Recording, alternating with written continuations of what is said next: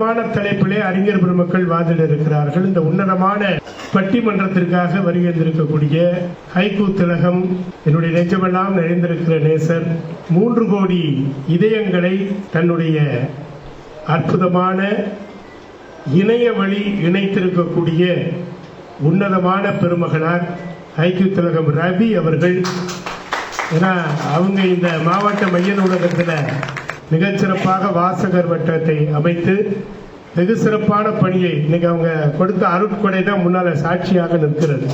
இன்னைக்கு அத்தனை பேச்சாளர்களுக்கு இது ஒரு பெரிய பேச்சாளர் பூரப்ப மேடைகளுக்கு பேச போறப்ப போடியம் இருக்கா அப்படின்னு கேட்குறாங்க. எல்லாரும் அப்படியே கிடுகிடுன்னு. ஏன்னா பேச ஆடுறது உங்களுக்கு தெரியப்படாது. ஒரு பேச்சு என்பது ஒரு அற்புதமான கலை.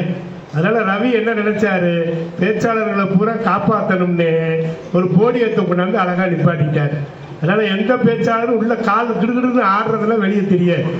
ஆமா, ஏன்னா ஒரு பேச்சு என்பதால சாதாரண உட்காந்து நம்ம எவ்வளவு நேரம் வேணாலும் பேசிடலாம். நம்ம வாட்டு உட்காந்து அரட்டை அடிச்சோன்னு வச்சுக்கோங்க, எவ்வளவு நேரம் வேணாலும் அரட்டை அடிப்போம். தெரு முனையில நின்று கால் வலிக்கிறது கூட தெரியாம ஒரு 2 மணி நேரம் நாள் நம்ம பேசிக்கிட்டே இருப்போம். ஆனா அவர்கிட்ட போய் இந்த ஒளி வாங்கிய கொடுத்து பேசுங்க அப்படின்னா நமக்கு பேச்செல்லாம் வராதுங்க, நமக்கு மேடை பேச்செல்லாம் வராதுங்க அப்படின்னு உடனே சொல்லிடுவார்.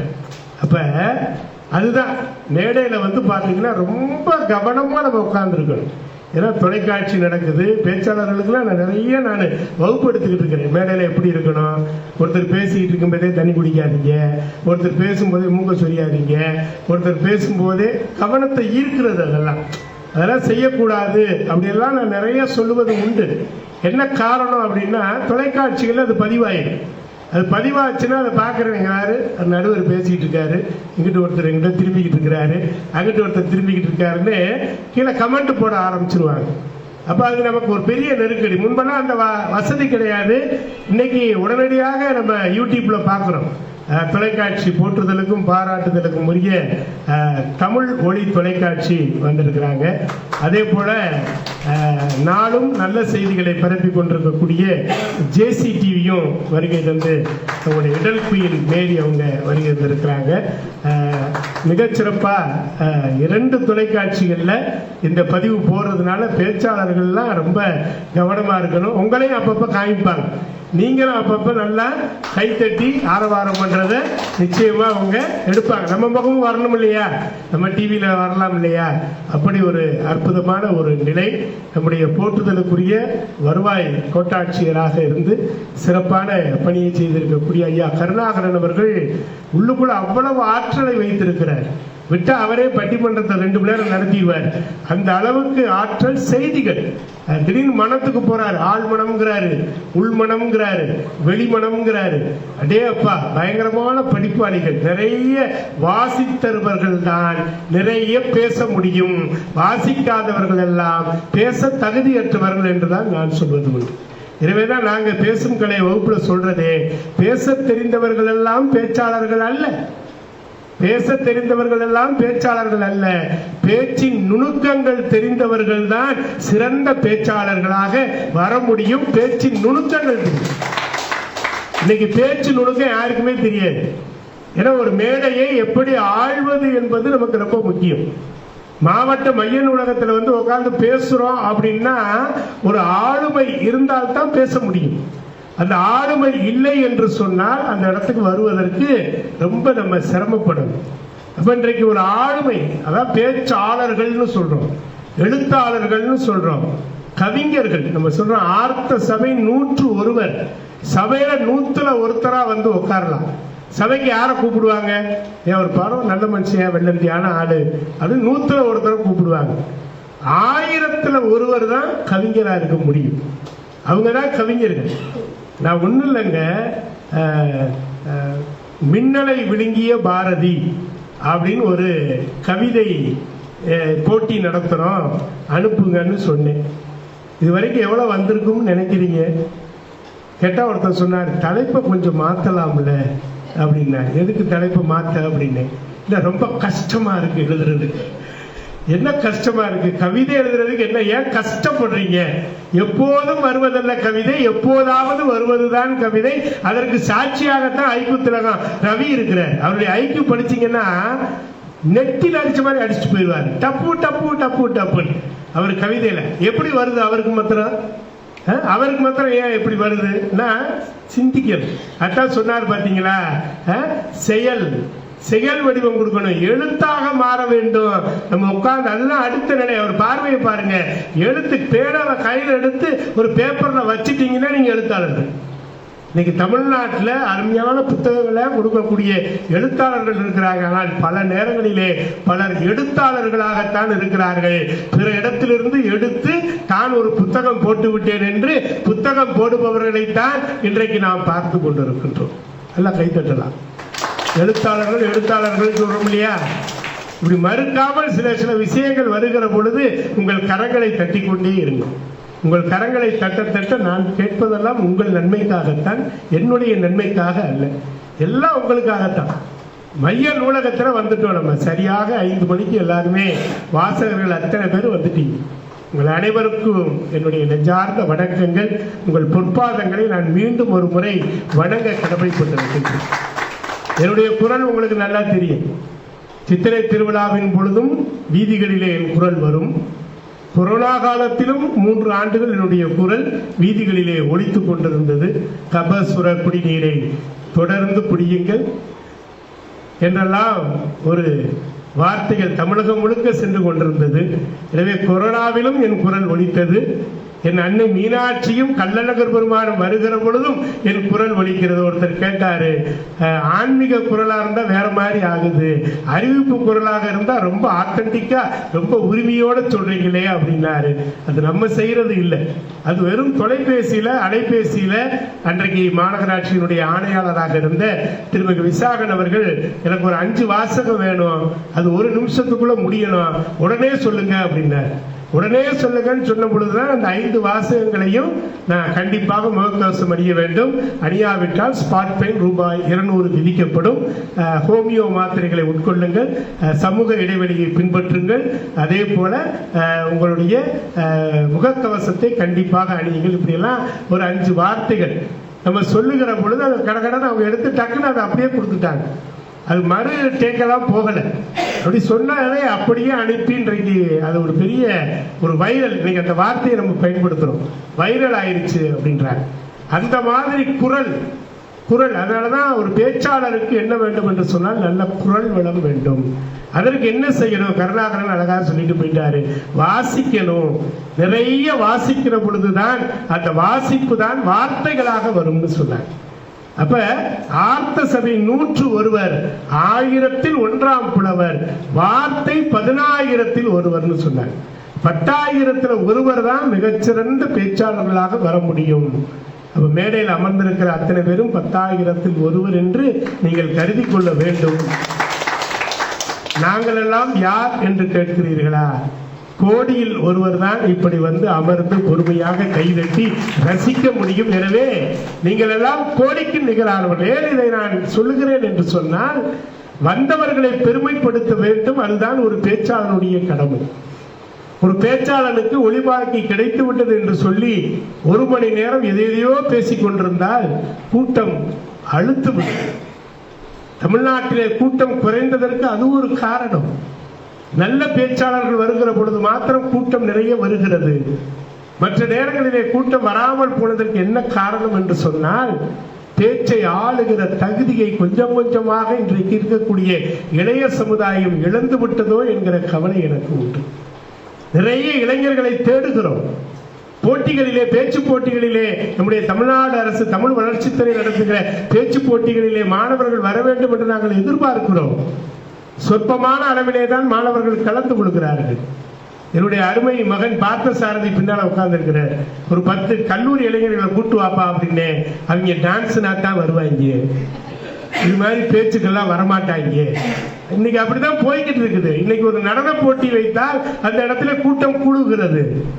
ஒரு ஆட்டம் பாட்டம் கொண்டாட்டம் என்ன இருக்கிறது? அதிலே இது போன்ற அறிவார்ந்த சபைகளை அமர்ந்தால் நாளை நேர்முக தேர்விலே அவர்கள் கலந்து கொள்கிற பொழுது இது பயனுள்ளதாக மாறும். சொல்லுகிறார் பாருங்க, 36 வருஷம் நான் வந்து நடையா நடந்து இந்த நூலகத்தை பயன்படுத்தியதுனால இன்றைக்கு மாவட்டத்தில் ஒரு நல்ல பொறுப்புல உட்கார்ந்து இருக்கிறேன். ஒரு பொறுப்பான அதிகாரி சொல்லுகிற பொழுது அவர் வாசித்ததனுடைய சிறப்பை நம்மால் காண முடிகிறது. எனவே வாசிக்கணும். இன்றைக்கு நம்முடைய இந்த தேசிய நூலகர் தினம் நம்ம கொண்டாடுகிறோம். இந்த நேரத்தில் பாலம் கல்யாண சுந்தரம் ஐயா அவர்களை நான் நினைத்து பார்க்கிறேன்.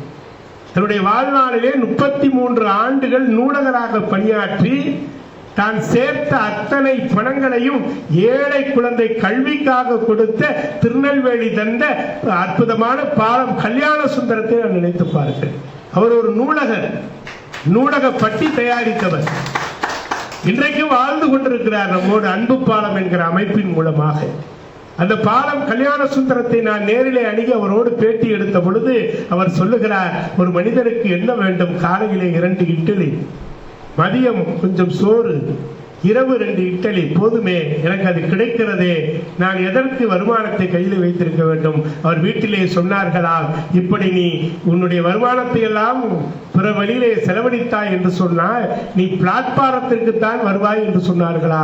அந்த வாழ்க்கையும் அவர் வாழ்ந்திருக்கிறார். பிளாட்பாரத்திலே படுத்து கிடந்திருக்கிறார். நெல்லை ஆரியாஸ் உணவகத்திலே சப்ளையராக வேலை பார்த்து அதன் மூலமாக உணவு உண்டு இன்றைக்கு மிகப்பெரிய இடத்திற்கு வந்திருக்கிற பாலம் கல்யாண சுந்தரம் அவர்களுக்கு அமெரிக்காவில் இந்த மில்லினியம் மேன் என்கின்ற அற்புதமான விருதை அவர்கள் வழங்குகிறார்கள். அந்த விருது தொகை 30 கோடி. அதை உடனடியாக அவர் ஏழை எளிய மக்களுக்கு கொடுத்து விட்டு கீழே இறங்குகிறார்.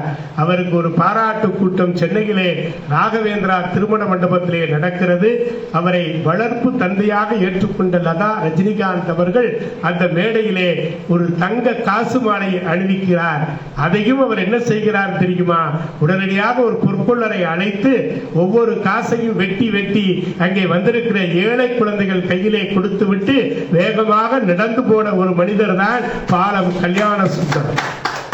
தொடங்க வருகிறார்கள். போற்றுதலுக்கும் பாராட்டுதலுக்கும் உரிய வலைத்தளங்கள், சமூக வலைத்தளங்கள் என்கிற அணி இதோ எனக்கு அதுதான் பெரிய ட்ரெண்டிங்கா போய்கிட்டு இருக்கு. இதோ வருகிறார் போற்றுதலுக்குரிய அருண்குமார் மென்பொறியாளர் அவர்கள். இதோ வருகிறார் மகளும். மாலை வணக்கம். இது ஒரு அருமையான சூழல். இந்த சூழல்ல வந்து வாசகர்கள் மத்தியில பேசுறது ஒரு புதிய அனுபவமா இருக்கக்கூடிய இந்த வாய்ப்பை ஏற்படுத்தி கொடுக்க எங்க நடுவர் அவர்களுக்கு முதற்கண் வணக்கத்தை தெரிவித்துக் கொண்டு என் உரையை துவங்குகிறேன். வெற்றிக்கு பெரிதாக உதவுவது நூல்களா வலைதளங்களா அப்படின்ற ஒரு அருமையான தலைப்பென்று. நூல்கள் அப்படின்னு நீங்க பார்க்கும்போது சில விஷயங்களை நம்ம பார்க்க வேண்டியது இருக்கு. அதாவது காலநிலை மாற்றம் அப்படின்ற ஒரு விஷயத்துக்கு வர வேண்டியது. அதாவது முதல்ல வந்து நூல் எப்படி இருந்தது அப்படின்னு பாத்தீங்கன்னா ஓலைச்சுவடிகளா இருந்தது. திருமந்திரத்தை விட ஒரு அற்புதமான ஒரு நூலை நீங்க பார்க்க முடியாது. அதுல இல்லாத மருத்துவமும் கிடையாது, அதுல இல்லாத தத்துவமும் கிடையாது. இன்னைக்கு நம்ம ஓலைச்சுவடியில் படிக்கிறோமா? இல்ல. சரி, அடுத்து வந்து பாத்தீங்கன்னா ஆன்மீக ரீதியா போனீங்கன்னா வள்ளலாரை விட ஒரு சிறந்த ஆன்மீகவாதி நீங்க பார்க்க முடியாது. வாடிய பயிரை கண்டே வாழ்ந்தவர் இல்லையா? அவரை பத்தி நீங்க தெரிஞ்சுக்கணும் அப்படின்னா இன்னைக்கு வந்து வள்ளலார் ஸ்பேஸ் அப்படின்னு ஒரு பெரிய கிளவுட்ல வச்சிருக்காங்க. அதுல போய் நீங்க தேடினீங்கன்னா கிடைக்காத தகவலே கிடையாது. இப்ப நீங்க ஓலைச்சுவடியை பாத்தீங்க கேட்டீங்கல்ல, இன்னைக்கு மதியம் நானும் ராம்நாத் பாபும் பார்த்தோம். ஆமாங்க, படிக்கணும் இல்லையா? அதை பார்த்து இருங்க சொல்லி முடிச்சுது. நாங்க பார்த்த ஓலைச்சுவடிக்கு நடுவுல கொஞ்சம் கேக்கு வச்சு இது பனை கேக் அப்படின்னு கொடுத்தாங்க. பனை கேக்காம். வேற ஓலைச்சுவடி எதுக்கு பயன்படுத்திக்கிட்டு இருக்கிறாங்க? இதாயா இன்னைக்கு காலநிலை மாற்றம் ஆகி போச்சு. இப்ப வந்து இதே நம்ம வலைதளத்துல போய் நம்ம கேட்க வைக்க முடியாது இல்லையா? அப்படி அதனாலதான் வலைதளங்கள் வந்து சிறந்தது அப்படின்னு நாங்க வந்து இங்க பேச வந்திருக்கிறோம்யா. அதாவது இந்த வலைதளத்துல பாத்தீங்கன்னா செலவு கிடையாது. முதல்ல ஒரு புத்தகத்தை வாங்கணும்னா நீங்க புத்தகத்துக்கான செலவு பண்றீங்க இல்லையா? ஆன்லைன்ல நீங்க படிக்கிறதுக்கு செலவு கிடையாது, சரியா? இன்னொன்று வந்து ஒரு புத்தகத்துல அந்த எழுத்தாளருடைய ஒரு கோணத்தை மட்டும்தான் நீங்க தெரிஞ்சுக்கிற முடியும். அந்த புத்தகத்துல வந்து இப்ப அருண்குமார் ஒரு புத்தகம் எழுதியிருக்காருன்னா அருண்குமாரோட கோணம் மட்டும்தான் அதுல இருக்கும். இதே இது நீங்க வந்து ஒரு வலைதளத்துல தேடும் போது ஒரே விஷயத்துக்கு பல நூறு அர்த்தம் பல பேருடைய கோணங்களை நீங்க பார்க்கலாம். இதுக்கு வந்து இன்னைக்கு ஒரு முக்கியமான ஒரு விஷயம், ஒரு தமிழனால் கண்டுபிடிக்கப்பட்ட ஒரு தளம் தான் வந்து பெர்ப்ளெக்சிட்டின்னு சொல்றாங்க. அத மாதிரி ஒரு சிறந்த தளம் இல்லைங்கண்ணா. நேத்து வந்து என்ன சொல்லிட்டு இருந்தா, கூகுள் தான் சிறந்த சர்ச் என்ஜின், எதா இருந்தாலும் கூகுள் பண்ணியா, தேடு பொறி தமிழ்ல சொல்லுங்க. அப்படியே அவங்க தமிழ்ல சொன்னாதான் புரியும், அதுக்காண்டி சொன்னீங்க. இந்த தேடு பொறியில வந்து நீங்க என்ன சொல்லிட்டு இருந்தோம், முன்னாடி ஃபுல்லா கூகுள் கூகுள்னு சொல்லிக்கிட்டு இருந்தோம். கடைசியில அது ஒரு பாட்டுக்கு தான் பயன்படுது. இன்னைக்கு பாத்தீங்கன்னா பெர்ப்ளெக்சிட்டிங்கிறது வந்து அதை தாண்டி போய்கிட்டு இருக்கு. இது மாதிரி இது ஒண்ணு மட்டும் தான் இருக்கா? இன்னொரு பக்கம் பாத்தீங்கன்னா சாட் ஜிபிடி அப்படின்னு ஒண்ணு வருஷனா போட்டுட்டு இருக்காங்க. ஒரு வருஷம் 2 வருஷம் இல்ல, இது எல்லாமே பாத்தீங்கன்னா தகவல்களின் தொகுப்பை வந்து அனலைஸ் பண்ணி உங்களுக்கு தேவையானதை வந்து எடுத்து கொடுக்குது. அதாவது நம்ம ஒரு புத்தகத்துல போய் புத்தகத்துல ஒரு 500 பக்கம் இருக்கும், 500 பக்கத்துல நீங்க குறைஞ்சபட்சம் ஒரு 300 பக்கம் தாண்டும் போதுதான் அதுல இருக்கிற ஒரு பாதி சாராம்சத்தையா நீங்க தெரிஞ்சுக்க முடியும். ஆனா உங்களுக்கு தேவையான விஷயம் அவசரத்துக்கு ஒரு விஷயம் தான் இருக்கும். அந்த ஒரு விஷயத்தை துல்லியமா உங்களுக்கு தர்றதுக்கு வலைதளங்களால் மட்டுமே தர முடியும். இது வந்து நீங்க அரசாங்கத்துல இன்னைக்கு தேதியில பாத்தீங்கன்னா எஸ்ஐஆர் அப்படிங்கிறது ரொம்ப ஒரு பரபரப்பாவும் ஒரு போய்கிட்டு இருக்கு இல்லைங்களா? இங்க வந்த தலைமை தாங்க ஐயா கூட சொன்னாங்க அதை பத்தி. அப்படின்னும் போது அந்த ஃபார்ம் எத்தனை பேர் பார்த்திருப்பீங்கன்னு தெரியல. அந்த ஃபார்ம்ல வந்து பின்னாடி திருப்பி பாத்தீங்கன்னா அதுலயும் ஒரு வலைதளத்தை கொடுத்திருப்பாங்க, voters.eci.gov.in அப்படின்னு. அதுல போனீங்கன்னா உங்களுடைய ஓட்டர் ஐடி நம்பரை போட்டீங்கன்னா உங்களை பத்தின தரவுகள் என்ன இருக்கு முதல்ல உள்ள, அது சரியா இருக்கிறது, நீ ஃபார்ம்ல சரியா இருக்கிறது சரியா இருந்தால் தான் பேசிக்காவே அடுத்த ஸ்டெப் போகும். நீங்க முதல்ல அதை தரவு பாத்துக்கங்க அப்படின்னு கொடுக்குறாங்க கவர்மெண்ட். யாரும் படிக்கிறதே இல்லை. ஆமா, பின்னாடி இருக்கிறது நம்ம கைட்லைன் படிச்சாதாங்க பாதி பிரச்சனையே இருக்காது, சரியா எழுதிடுவோம்ல. அப்படிங்கும் போது அது வலைதளத்துல தான் கொடுக்குறாங்க, பிரிண்டட் ஸ்டேட்மெண்ட்லயுமே. அதுதான் இன்னைக்கு வந்து முக்கியமா நம்ம பார்க்கப்பட ஒரு விஷயமா இருக்கு. அடுத்து வந்து பாத்தீங்கன்னா பெரிய பிரச்சனைகள் அதிகமா நடக்கிறது வந்து பாத்தீங்கன்னா, நம்ம சொத்து வாங்குறோம், பத்திரப்பதிவு பண்றோம், இதுல இது என்ன ஈஸி பாக்குறோம், அதை பாக்குறோம், போய் கவர்மெண்ட் ஆபீஸ்ல நின்று அங்க ப்ராசஸ் இருக்கும். அந்த ப்ராசஸ் முடிச்சு வர்றதுக்கான நேரம் காலம் சூழல்லாம் நிறைய சிரமத்துக்குள்ள இருக்கும். ஆனா இன்னைக்கு அதை ஃபுல்லா டிஎன் ரெஜினேட் உள்ள கொண்டு வந்துட்டாங்க இல்லையா? நமக்கு எவ்வளவு பெரிய வரப்பிரசாதம் ஆயிடுச்சு வலைதளங்கள் இருக்கிறதுனால. உங்களுடைய அன்றாட வாழ்க்கையிலே தேவைப்படுது இல்லையா? நீங்க படிக்கணும்னா ஆன்லைன்ல போய் படிக்க வேண்டியிருக்கு. கோவிட் காலத்துல எங்கெங்க புஸ்தகத்துல படிச்சீங்க? எத்தனை பேர் கோவிட்ல படிச்ச ஸ்டூடெண்ட்ஸ் இருப்பாங்க? இந்த பாப்பா கோவிட் படிச்சிருப்பல நீ? அந்த டைம்ல வந்து எத்தனை பேர் ஆன்லைன்ல படிச்சிருப்பீங்க இல்லையா? அப்ப வந்து வலைதளம் வந்து எவ்வளவு முக்கியத்துவமா அங்க பார்க்கப்படுதுங்கிறத நீங்க பார்க்கணும். ஏன்னா எந்த ஒரு கால சூழலிலையும் உங்களுடைய அறிவை நீங்கள் விரிவு செய்ய உங்களுக்கு தேவை வலைதளங்களே அப்படிங்கிறது இங்க ஒரு முக்கியத்துவமான விஷயமா பார்க்கப்படுது இல்லையா? இதை தாண்டி நீங்க வந்தீங்கன்னா அடுத்து வந்து அரசியல் யாருமே தவிர்க்க முடியாது. இது காந்தியடிகள் சொல்லியிருக்காரு, அரசியல் பேசலன்னா நீ மனிதனே கிடையாதுங்கிறாரு. அப்படின்ற போது இன்னைக்கு தேதியில இருக்கிற அரசியலுக்கு எது வந்து முக்கியமான ஒரு விஷயமா இருக்குங்க? எல்லாரும் வந்து மேடையில பேசுறாங்க, கூட்டம் வருது, கேட்கறாங்க, போறாங்க. இது வந்து ஒரு குறிப்பிட்ட ஒரு ஆடியன்ஸ் மட்டும்தான் அங்க வருவாங்க. ஆனா முக்காவாசி அரசியல்கள் எங்க நடக்கப்படுது அப்படின்னா ஆன்லைன்ல கொண்டு போகுது. அதுக்கு குறிப்பா தேவைப்படுற ஒரு விஷயம் பாத்தீங்கன்னா ஐடி விங். எந்த அரசியல் அமைப்புல வந்து ஐடி விங் வலுவா இருக்கோ அந்த அரசியல் அமைப்பு வேகமாக வளரக்கூடும். அதுக்கு ஒரு நல்ல ஒரு உதாரணம் வந்து பாத்தீங்கன்னா தேசிய அளவுலயும் நீங்க பார்க்கலாம், தமிழ்நாட்டு அளவுலயும் நீங்க பார்க்கலாம். சிறந்த ஐடி விங் வச்சிருக்கிற அரசியல் கட்சிகள் வந்து வேகமாக வளர்ந்துகிட்டு இருக்கும், நல்ல ஒரு ஆளுமையோடும் இருக்கும் அப்படிங்கிறது வந்து உங்க எல்லாருக்கும் தெரிஞ்சதுதான். இதுல நான் எந்த அரசியல் கட்சியும் குறிப்பிட்டு கூற விரும்பல, சரிங்களா? இதையெல்லாம் தாண்டி நீங்க மருத்துவத்துக்கு வாங்க. நம்மளுடைய பாரம்பரிய மருத்துவம்னு எடுத்துக்கங்க. எல்லாமே வந்து ஓலைச்சுவடியில இருந்து அடுத்த புத்தக வடிவிலையும் கடினமாவுமே இருந்த ஒரு விஷயத்த இன்னைக்கு தேதியில இன்ஸ்டாகிராம்ல சின்ன சின்ன மீம்ஸா போடுறோம். சின்ன சின்ன மீம்ஸ்லயும் சின்ன சின்ன ஒரு வலைதளத்துல நீங்க பாக்குற சின்ன குறிப்புகள் பாத்தீங்கன்னா உங்களுடைய ஆரோக்கியத்தை மேலும் மேலும் பேணி காக்கிறதுக்கு வந்து தேவைப்படுது இல்லையா? இப்ப வலைதளங்கள்ல நீங்க எது இல்ல, நீங்க நூல்ல மட்டும்தான் இருக்குன்னு சொல்லுவீங்க. என்னோட எதிரணிகளை பார்த்து நான் கேட்கிறேன், புத்தகத்தை பார்த்து அந்த புத்தகத்துல ஒருத்தருடைய கருத்தை நீங்க தெரிஞ்சுக்கிற இடத்துல 100 பேருடைய கருத்துல எது சிறந்த கருத்து, சரியான கருத்துன்னு வலைதளத்துல உங்களுக்கு ஃபில்டர் பண்ணி கொடுக்கும் போது நீங்க எதை நோக்கி போவீங்க? உங்கள்கிட்ட இருந்து பதில் எதிர்பார்க்கிறேன். நன்றி. நன்றி, வணக்கம். இதான் அலங்கார வார்த்தைகள் எல்லாம் இல்லை. எங்க முத்து இளங்கோவன் வந்திருக்கிறார்.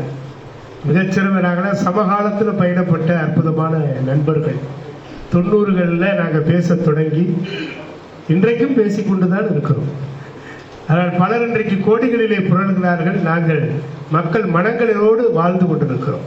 அப்படிதான் சொல்லணும். அதுக்கு ஒரு கை தட்டலாம். ஆமா, நாங்கள் அப்படிதான் எதையுமே எதிர்பார்க்க மாட்டோம். எதிர்பார்க்காம செல்லக்கூடிய அற்புதமான மனிதர். ரொம்ப அழகா அருண் இன்னைக்கு இளைஞர்ல ரொம்ப அழகா கருத்தை பதிவு செஞ்சிருக்கிறார். சமூக வலைதளங்கள் இன்றைக்கு எந்தெந்த இடத்துல எல்லாம் இன்றைக்கு பயன்படுகிறது. சமூக வலைதளங்களுடைய தாக்கம் இல்லாம நம்மளால இருக்க முடியாது. ஒரு நாளைக்கு செல்போனை 1 மணி நேரம் அமர்த்தி வைங்கன்னா யாராவது அமைச்சு வைக்கிறோமா? 1 மணி நேரம் இந்தியா முழுக்க செல்போன் செயல்படாதுன்னா அவ்வளவுதான், கிறுக்கு பிடிச்சிருவாங்க பல பேர். மண்டை காஞ்சி திருவிழா தெரிய ஆரம்பிச்சிடலாம். 1 மணி நேரம் நிறுத்த முடியாது, நம்மளால முடியாது. இன்னைக்கு 1.5 வயசு பிள்ளைக்கு அம்மா சோறு ஊட்டுறதே பார்த்தீங்கன்னா செல்போனை வச்சுக்கிட்டு இப்படி வச்சுக்கிட்டு தடவி பார்த்து சாப்பிடு. நமக்கெல்லாம் திருவள்ளுவர் படத்தை காமிச்சுதான் சோறு ஊட்டினாங்க. ஒழுங்கா சாப்பிடு, இல்லைன்னா இவர்கிட்ட பிடிச்சி கொடுத்துருவேன். அப்படித்தான் நமக்கு சொல்லி கொடுத்தாங்க. அவர் பார்க்கறதுக்கு தாடி கீடி வச்சு பயமா இருப்பார். பிறகு படிக்க தெரிஞ்ச போதுதான் தெரிஞ்சிச்சு இவர் நல்லவரை காமிச்சு திருக்குறளை படின்னு நமக்கு சொல்லி கொடுத்துருக்குறாங்க போலுங்க அப்படின்னு நம்ம அப்புறம் தான் நினைச்சோம். 1.25 அடியில் அளந்து பார்த்திருக்கிறார் அவர். அப்படி நம்மள சின்ன வயதுல அப்படித்தான் சொல்லி கொடுத்தாங்க. நமக்கு நிலாவை காட்டி சோறு ஊட்டினாங்க. இப்ப நிலாவை வீட்டுக்குள்ள கொண்டு வந்து தோன்றாங்க, வீட்டுக்குள்ளே ஒட்டி வச்சிருக்காங்க. இந்த பாத்தியா நிலா பாத்தியா, ஸ்டார் பாத்தியா, மேல போகாத சளி பிடிச்சுக்கிறோம். குழந்தை இடுப்புல வைத்துக் கொண்டு நிலாவை காட்டி அம்மா இங்கே வா ஆசை முத்தம் தாத்தா, இலையில் சோறை போட்டு ஈயை தூர ஓட்டு, உன்னை போல நல்லால் ஊரில் எங்கு உள்ளால் என்று அகரவரிசை தமிழ் உயிர் எழுத்துக்களை உயிரோடு சொல்லிக் கொடுத்த அம்மாக்கள் இன்னைக்கு செல்போனுக்குள்ள போயிட்டாங்க. இந்த பாரு ரைம்ஸ் பாடுறா, ரைம்ஸ் என்ன ரைம்ஸ்? ஒரு rhymes, ring a ring a roses pocket full of posies, அஸ்கா புஸ்கா we will fall one day. என்ன அர்த்தம்னு எனக்கு கேட்டீங்களா? என்ன அர்த்தம்னு யாருக்காவது தெரியுமா? ரிங்கா ரிங்கா ரோசஸ், கையை சுவத்தில் பிள்ளைய பூரா கையை கொடுத்துக்கணும். பாக்கெட் ஃபுல்லா போசஸ், அஸ்கா புஸ்கான என்ன அர்த்தம்? மூச்சு திணறலு. மேலை நாடுகள்ல வட்டமா ரோஸ் கலரா உடம்புல அங்கங்க திட்டா படிக்குமா, அதான் ரிங்கா ரிங்கா ரோசஸ். அதுக்கு என்னடா மருந்துன்னா, எப்படி கொரோனா வந்த பொழுது கபசுர குடிநீரை குடி நமக்கு சொல்லி கொடுத்திருக்காங்களோ அது மாதிரி போசஸ் அப்படிங்கிற ஒரு மருத்துவ குணமுடைய அந்த இலைய பைக்குள்ள வச்சிருப்பாங்கன்னா அதை எடுத்து இப்படி தடவி எடுத்துக்கிட்டாங்கன்னா அந்த நோய் மறைஞ்சிருமா. பாக்கெட் ஃபுல்லா போசஸ், அதை பயன்படுத்தலைன்னா we will fall down one day, செத்து போயிடுவாடான்னு சொல்லி கொடுத்திருக்காங்க.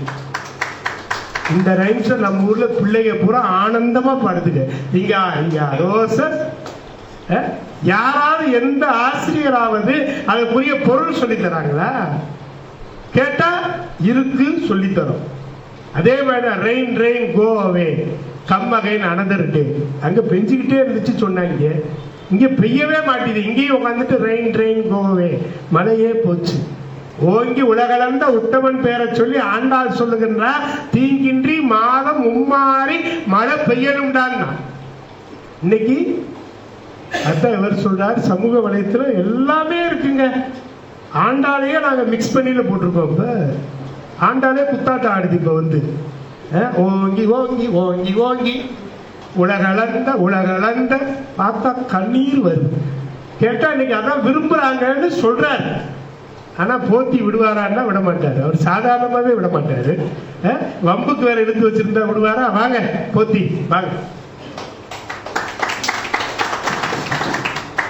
அவர் ஒரு ஆர்கிடெக்சர் இன்ஜினியர், பொறியாளர், இலக்கிய உலகத்துக்குள்ள வந்துட்டாரு. வாழ்க்கை உன் கையில்.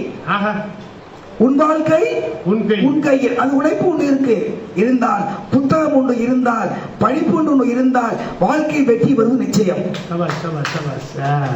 வாழ்க்கை வெற்றி பெற 3 வழிகள் இருக்கு ஐயா. எதை சாதிக்க போற, எங்கிருந்து முதல்ல செலக்ட் பண்ணு.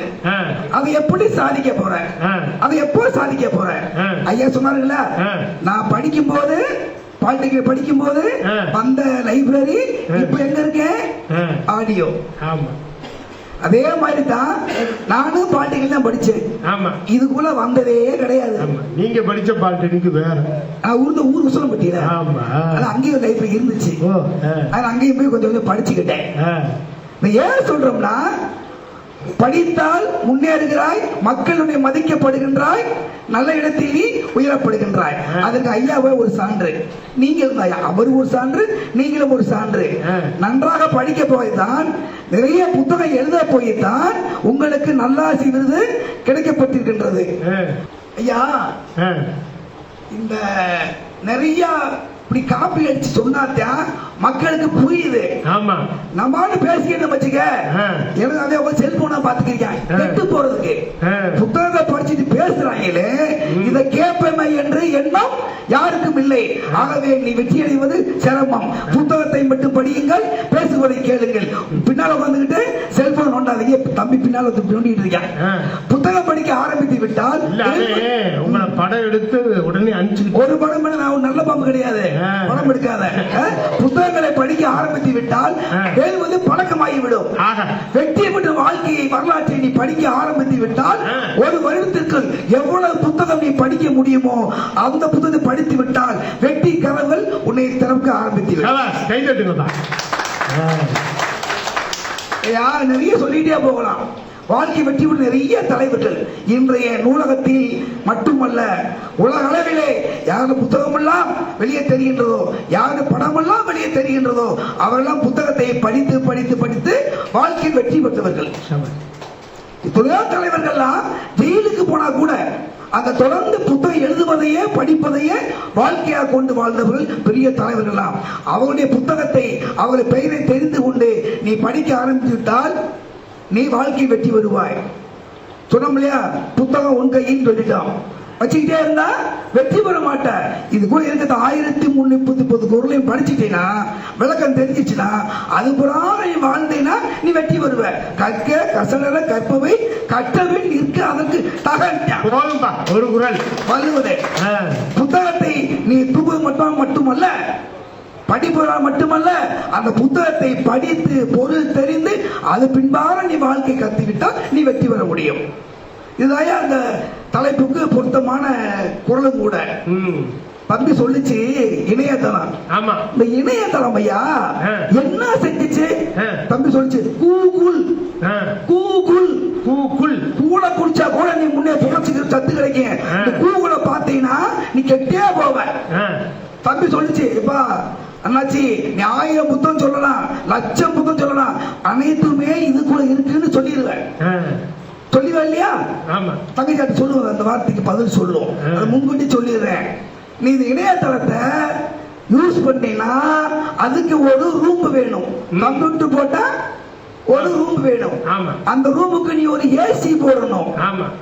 ஏசி போட்டா கரண்ட் பில் என்ன, அந்த உள்ள இருக்க சுவாச அசுத்த காட்ட நீ சுவாச்சேனா ஒரு நோய் என்ன, இதெல்லாம் பணம் கட்டணும். பணம் கட்டணும், இன்டர்நெட்டுக்கு நெட்டு கட்டணும். ஆமா, நெட்டு போயிடும் அடிக்கடி. ஆமா ஆமா, ஆனா போயிடும். ஐயா 2-3 தலைவர்கள் இல்லையா, அது சொல்லிட்டு நான் முடிச்சுக்கிறையா, சொல்ல நேரம் கொடுக்கல. அவர் இன்னும் கொஞ்சம் திட்டுவீங்கன்னு பார்த்தேன். அதெல்லாம் கிடையாது, ஒன்றும் கிடையாது. நல்லா திட்டுங்க, நாங்க கொடுக்குற மாதிரி. ஏன்னா சமூக வலைதளங்கள் ரொம்ப படாத பாடுபடுத்துது. நிரஞ்சனம் உட்கார்ந்து இருக்குன்னா ஆச்சரியமா இருக்கு. படக்குன்னு திரும்பிட்டா செல்போனை பிடிக்கணும். இது புடுங்காதா, சும்மா அம்மா இருக்குதா, செல்போனை தொட்ட நீ கெட்ட. இந்த முதல்ல பல்கலைக்கழகம், நம்ம காமராஜர் பல்கலைக்கழகம், அழகப்பா பல்கலைக்கழகம், நிறைய நூலகம் இருக்கியா, நிறைய பல்கலைக்கழகம் இருக்கின்றது. இதெல்லாம் எப்படி வந்துச்சு? நம்ம ஊர்லயே யூனிவர்சிட்டி இருக்கு. இதே காசி நூலகத்தில் மாலடியா என்று சொல்லக்கூடிய ஒருவர் அங்கே ஒரு நூலகத்தை அமைக்கிறார். அதுக்கு பேர் குடும்ப நூலகம். இந்த குடும்ப நூலகம் என்ற ஒன்று அமைக்க போய் தான் பின்காட்டி அது மிகப்பெரிய பல்கலைக்கழகமாக மாறுகின்றது. கணித மேதை ராமானுஜம் அனைவரும் தெரியும் ஐயா. அவரு கணித மேதை ராமானுஜம் எல்லாம் புரிஞ்சுக்கிட்டோம். ஆனால் அவர் அந்த கணித மேதை ஆவதற்கு முன்னாடி அவரும் ஒரு மேத்தமெட்டிக்ஸ், ஒரு விஞ்ஞானி தான். ஆனால் அவர் லைப்ரரிக்கு போகின்றார், அங்கே சில புத்தகத்தை படிக்கின்றார், நிறைய குறிப்புகள், நிறைய ஃபார்மல்ஸ் தெரிஞ்சுக்கிறார். அதன் பின்னாலும் அவர் மிகப்பெரிய நூலை எழுதுகிறார். அந்த நூலகத்தில் போய் படித்து சாதாரணமாக இருந்த கணித மேதை ராமானுஜர் மிகப்பெரிய வல்லுநராக மாறுகிறார். புத்தகம் படிப்பதற்கு முன்னால் வாழ்ந்த வேற ராமானுஜம், பிறகு அவருடைய வாழ்க்கை வேற ராமானுஜம். காரணம் படிப்பு, நூலகம். வெள்ளையர் காலத்திலே நாம் சுதந்திரம் வாங்குவதற்கு முன்பாக சென்னை சென்ட் சார்ஜ் கோட்டையை வெள்ளை கொடி பறந்து கொண்டிருக்கின்றது. அங்கே ஆங்கில கொடி பறந்து கொண்டிருக்கின்றது. நம்ம பக்கத்தை படிச்சிருக்கோம், நிறைய சொல்லிட்டே போகலாம், நேரம் இல்லை. தியாகிகள் யாரை சொன்னாலுமே அவங்க வாழ்வின் இறுதியில் படித்ததெல்லாம் புத்தகமே, இதே வாழ்க்கை வரலாறு. அவர் நேர போய் பார்க்க சென்ட் ஜார்ஜ் கோட்டையில் மேலே வந்து கொடி பறக்குது, வெள்ளை கொடி பறக்கின்றது. அவருக்கு பொறுக்கவில்லை. அப்போது நம்ம இந்திய நாட்டிற்கு ஒரு கொடி கிடையாது. அப்ப இருந்தாலும் அந்த சிகப்பு வெள்ளை பச்சை இருக்குது, மிகப்பெரிய கொடியா தெரியல. அவரே வந்து வந்தே மாதம் என்று சொல்லி அந்த கொடியை பிடித்து மேலே ஏறி சென்று கொடியை ஏற்றுகிறார். யார்? ஆதித்யா, பாதிசி ஆதித்யா என்ற ஒரு பேருங்கய்யா. அவர் அப்படி ஆவதற்கு காரணம் என்ன? படிப்பு. எதை படித்தார்? லட்சுமதி ராய் எழுதிய இந்தியா பத்தி எழுதிய நூல் நிறைய சொல்லிட்டே போலாம். விவேகானந்தரே, பாபுசி, நம்முடைய அவர் குருநாதரே நிறைய இருக்கிறாங்க. ஆனால் அதை படிக்க படிக்க சாதாரண ஒரு பிஏ படித்துக் கொண்ட ஒரு மாணவன் அதை படிக்க போய் அவருக்கு சுதந்திர வேட்கை வந்து தன்னையே அழித்துக் கொள்வதற்காக கொடி மரத்தில் ஏறி அங்கே கொடியை நாட்டுகிறார். காரணம், இந்திய நாட்டை பற்றி அறிந்து கொண்டு தெரிந்த காரணத்தினால் புத்தகம் படித்து வந்தவனால். சுதந்திர பாரதி எழுதிய புத்தகம், கவிதை, அது பின்னால் பாரதிதாசன், இப்படி எவ்வளவோ புத்தகங்களை நீ வாழ்க்கையில் வெற்றி பெற வேண்டும் என்று சொன்னால் வரலாறை படி. வாழ்க்கை வாழ்வதற்கு எழுதிய புத்தகத்துக்கு பிரகாரம் நீ வாழ்ந்து காட்டு. அதை நீ வாழ்ந்து காட்டினால் வாழ்க்கையில் உனக்கு வெற்றி நிச்சயம். அதுக்கு நூலகம் மட்டுமே சொல்லி கண்டிப்பாக இளைய வழிதளம் அல்ல, அதுக்கு எழுதி அது யாரு போவதைய. வாய்ப்புக்கு நன்றி, வணக்கம். மிக அழகாக சிறையில் இருந்தாலும் பல அற்புதமான நூல்களை தந்த பெருமக்களை எல்லாம் பட்டியலிட்டிருக்கிறார். பெருமைக்குரிய தியாக திருவுருவம் வஉசி பேரவையினுடைய போற்றுதலுக்குரிய ராமசுப்பிரமணி வந்திருக்கிறார். எங்கள் நெஞ்சமெல்லாம் நிறைந்திருக்கிற சோமசுந்தரம் ஐயா அவர்கள் வந்திருக்கிறாங்க. வஉ சிதம்பரம் பிள்ளை அவர்கள் செக்கெழுத்த அந்த வரலாறு நாம் நினைத்து பார்க்கிறோம். சிறையிலே தான் பல மேதைகள் உருவாகினார்கள் என்று சொல்வார்கள். அப்படி சிறை கூட்டத்தை கூட அறக்கூட்டமாக மாற்றிய பெருமக்கள் நம்முடைய பெருமக்கள். அந்த வகையிலே பார்க்கிற பொழுது நூல்கள் என்பது இந்த மனித குலத்தினுடைய அந்த மேன்மை. ஒவ்வொரு புத்தகமும் நான் அடிக்கடி சொல்வது உண்டு, எது நல்ல புத்தகம்? பக்கங்களை புரட்ட புரட்ட வருவதல்ல நல்ல புத்தகம். பக்கங்களை புரட்ட புரட்ட வருவதல்ல நல்ல புத்தகம். எந்த பக்கம் உங்களை புரட்டி போடுகிறதோ அதுதான் நல்ல புத்தகம். நம்மளை புரட்டி போறன்னு ஒரு புத்தகம். சத்திய சோதனையை படித்த பொழுது நினைத்து பார்க்கிறோம். நம்ம காந்தி அடிகளுடைய அந்த வரலாறு, என்னுடைய வாழ்க்கை, அது ரொம்ப அழகா சொன்னார். பண்டித ஜவஹர்லால் நேரு அவர்கள் சிறையிலே இருந்த பொழுது எழுதிய கடிதங்கள், கடிதமும் ஒரு நூல் வகை. அதை தொகுத்த பொழுது என்னுடைய ஞான பாரதியாக மதுரை மண்ணி மாத்திரமல்லாமல் உலகமெங்கும் வளம் வந்திருக்கக்கூடிய வார்த்தை சித்தர் வளம்புரி ஜான் அவர்கள் 74 புத்தகங்கள் எழுதியிருக்கிறார். இன்னைக்கு தேடி பார்த்தாலும் அந்த புத்தகங்கள் கிடைப்பது இல்லை. அடியனிடத்திலே ஒரு 40 புத்தகங்களை நான் அவரிடத்திலிருந்து பெற்று வைத்திருக்கிறேன். அவர்கள் வீடு முழுக்க புத்தகம். நூலகத்துக்குள்ளதான் அவர் உட்கார்ந்து இருப்பார். அதான் அவர் வீடு. பெரிய அறை. அந்த அறையில 4-5 அடுக்குகள். அந்த அடுக்குகள் அனைத்தும் புத்தகங்கள். அவர் வீட்டில் எழுதி போட்டிருக்கிற ஒரு வாசகம் எனக்கு ரொம்ப பிடிக்கும். ஏன்னா வரவங்க எல்லாம் புத்தகத்தை படிக்கிற மாதிரி லவட்டிட்டு போயிடுவாங்களாம். அதனால அவர் எழுதி போட்டிருப்பார், புத்தகத்தை திருடாதே, புத்தி கட்டு போகாதே. எல்லா இடத்துலயும் ஒரு வீட்டில் எழுதி வச்சிருப்பார். அண்ணா எதுக்குன்னு எப்படி எழுதியிருக்கீங்க அப்படின்னு நான் எண்ணி வச்சுட்டு போவேன் தம்பி, இன்னைக்கு இத்தனை புத்தகம் இருக்குன்னு. வீட்டுக்கு யாராவது வர்றாங்களா, யார்ட்டையும் கேட்கறது இல்லை, டவக்கன் எடுத்துட்டு போயிடுறது. நான் அதனால எங்க வீட்டில் யாரும் பார்க்காத இடத்துல புத்தகத்தை வச்சிருக்கேன். ஏன்னா இது எதுக்குடா சிக்கல், நமக்கு தெரியாது. பாப்பாங்க ஆர்வத்தில் ஐயா என்ன சொல்ல போறாருன்னு ஒரு 2 புத்தகத்தை எடுத்துட்டு போயிட்டாங்கன்னா எனக்கு என்னைக்காவது தேடும் போது அந்த புத்தகம் அப்பதான் தேடுவேன். நான் அது நான் அதுக்காக வச்சிருப்பேன். எங்க வீட்டுல புத்தகங்கள் இருக்குன்னா அது நான் எங்க வச்சிருக்கேன்னு எனக்கு கரெக்டா தெரியும். என் மனைவி கூட சொல்லுவாங்க, எப்படிங்க எந்த இடத்துல கரெக்டா புத்தகத்தை வச்சிருக்கிறீங்கன்னு உங்களுக்கு தெரியும் அப்படின்பா. நான் சொல்லுவேன், வைக்கும் பொழுதே இந்த இடத்துல தான் இந்த புத்தகம் இருக்குன்னு நான் வைப்பேன், மாத்தி வச்சா அது நீயாத்தான் இருக்கும்னு எனக்கு தெரியும். நான் என்னமோ இங்க கிடக்குதேன்னு வச்சேன்பா.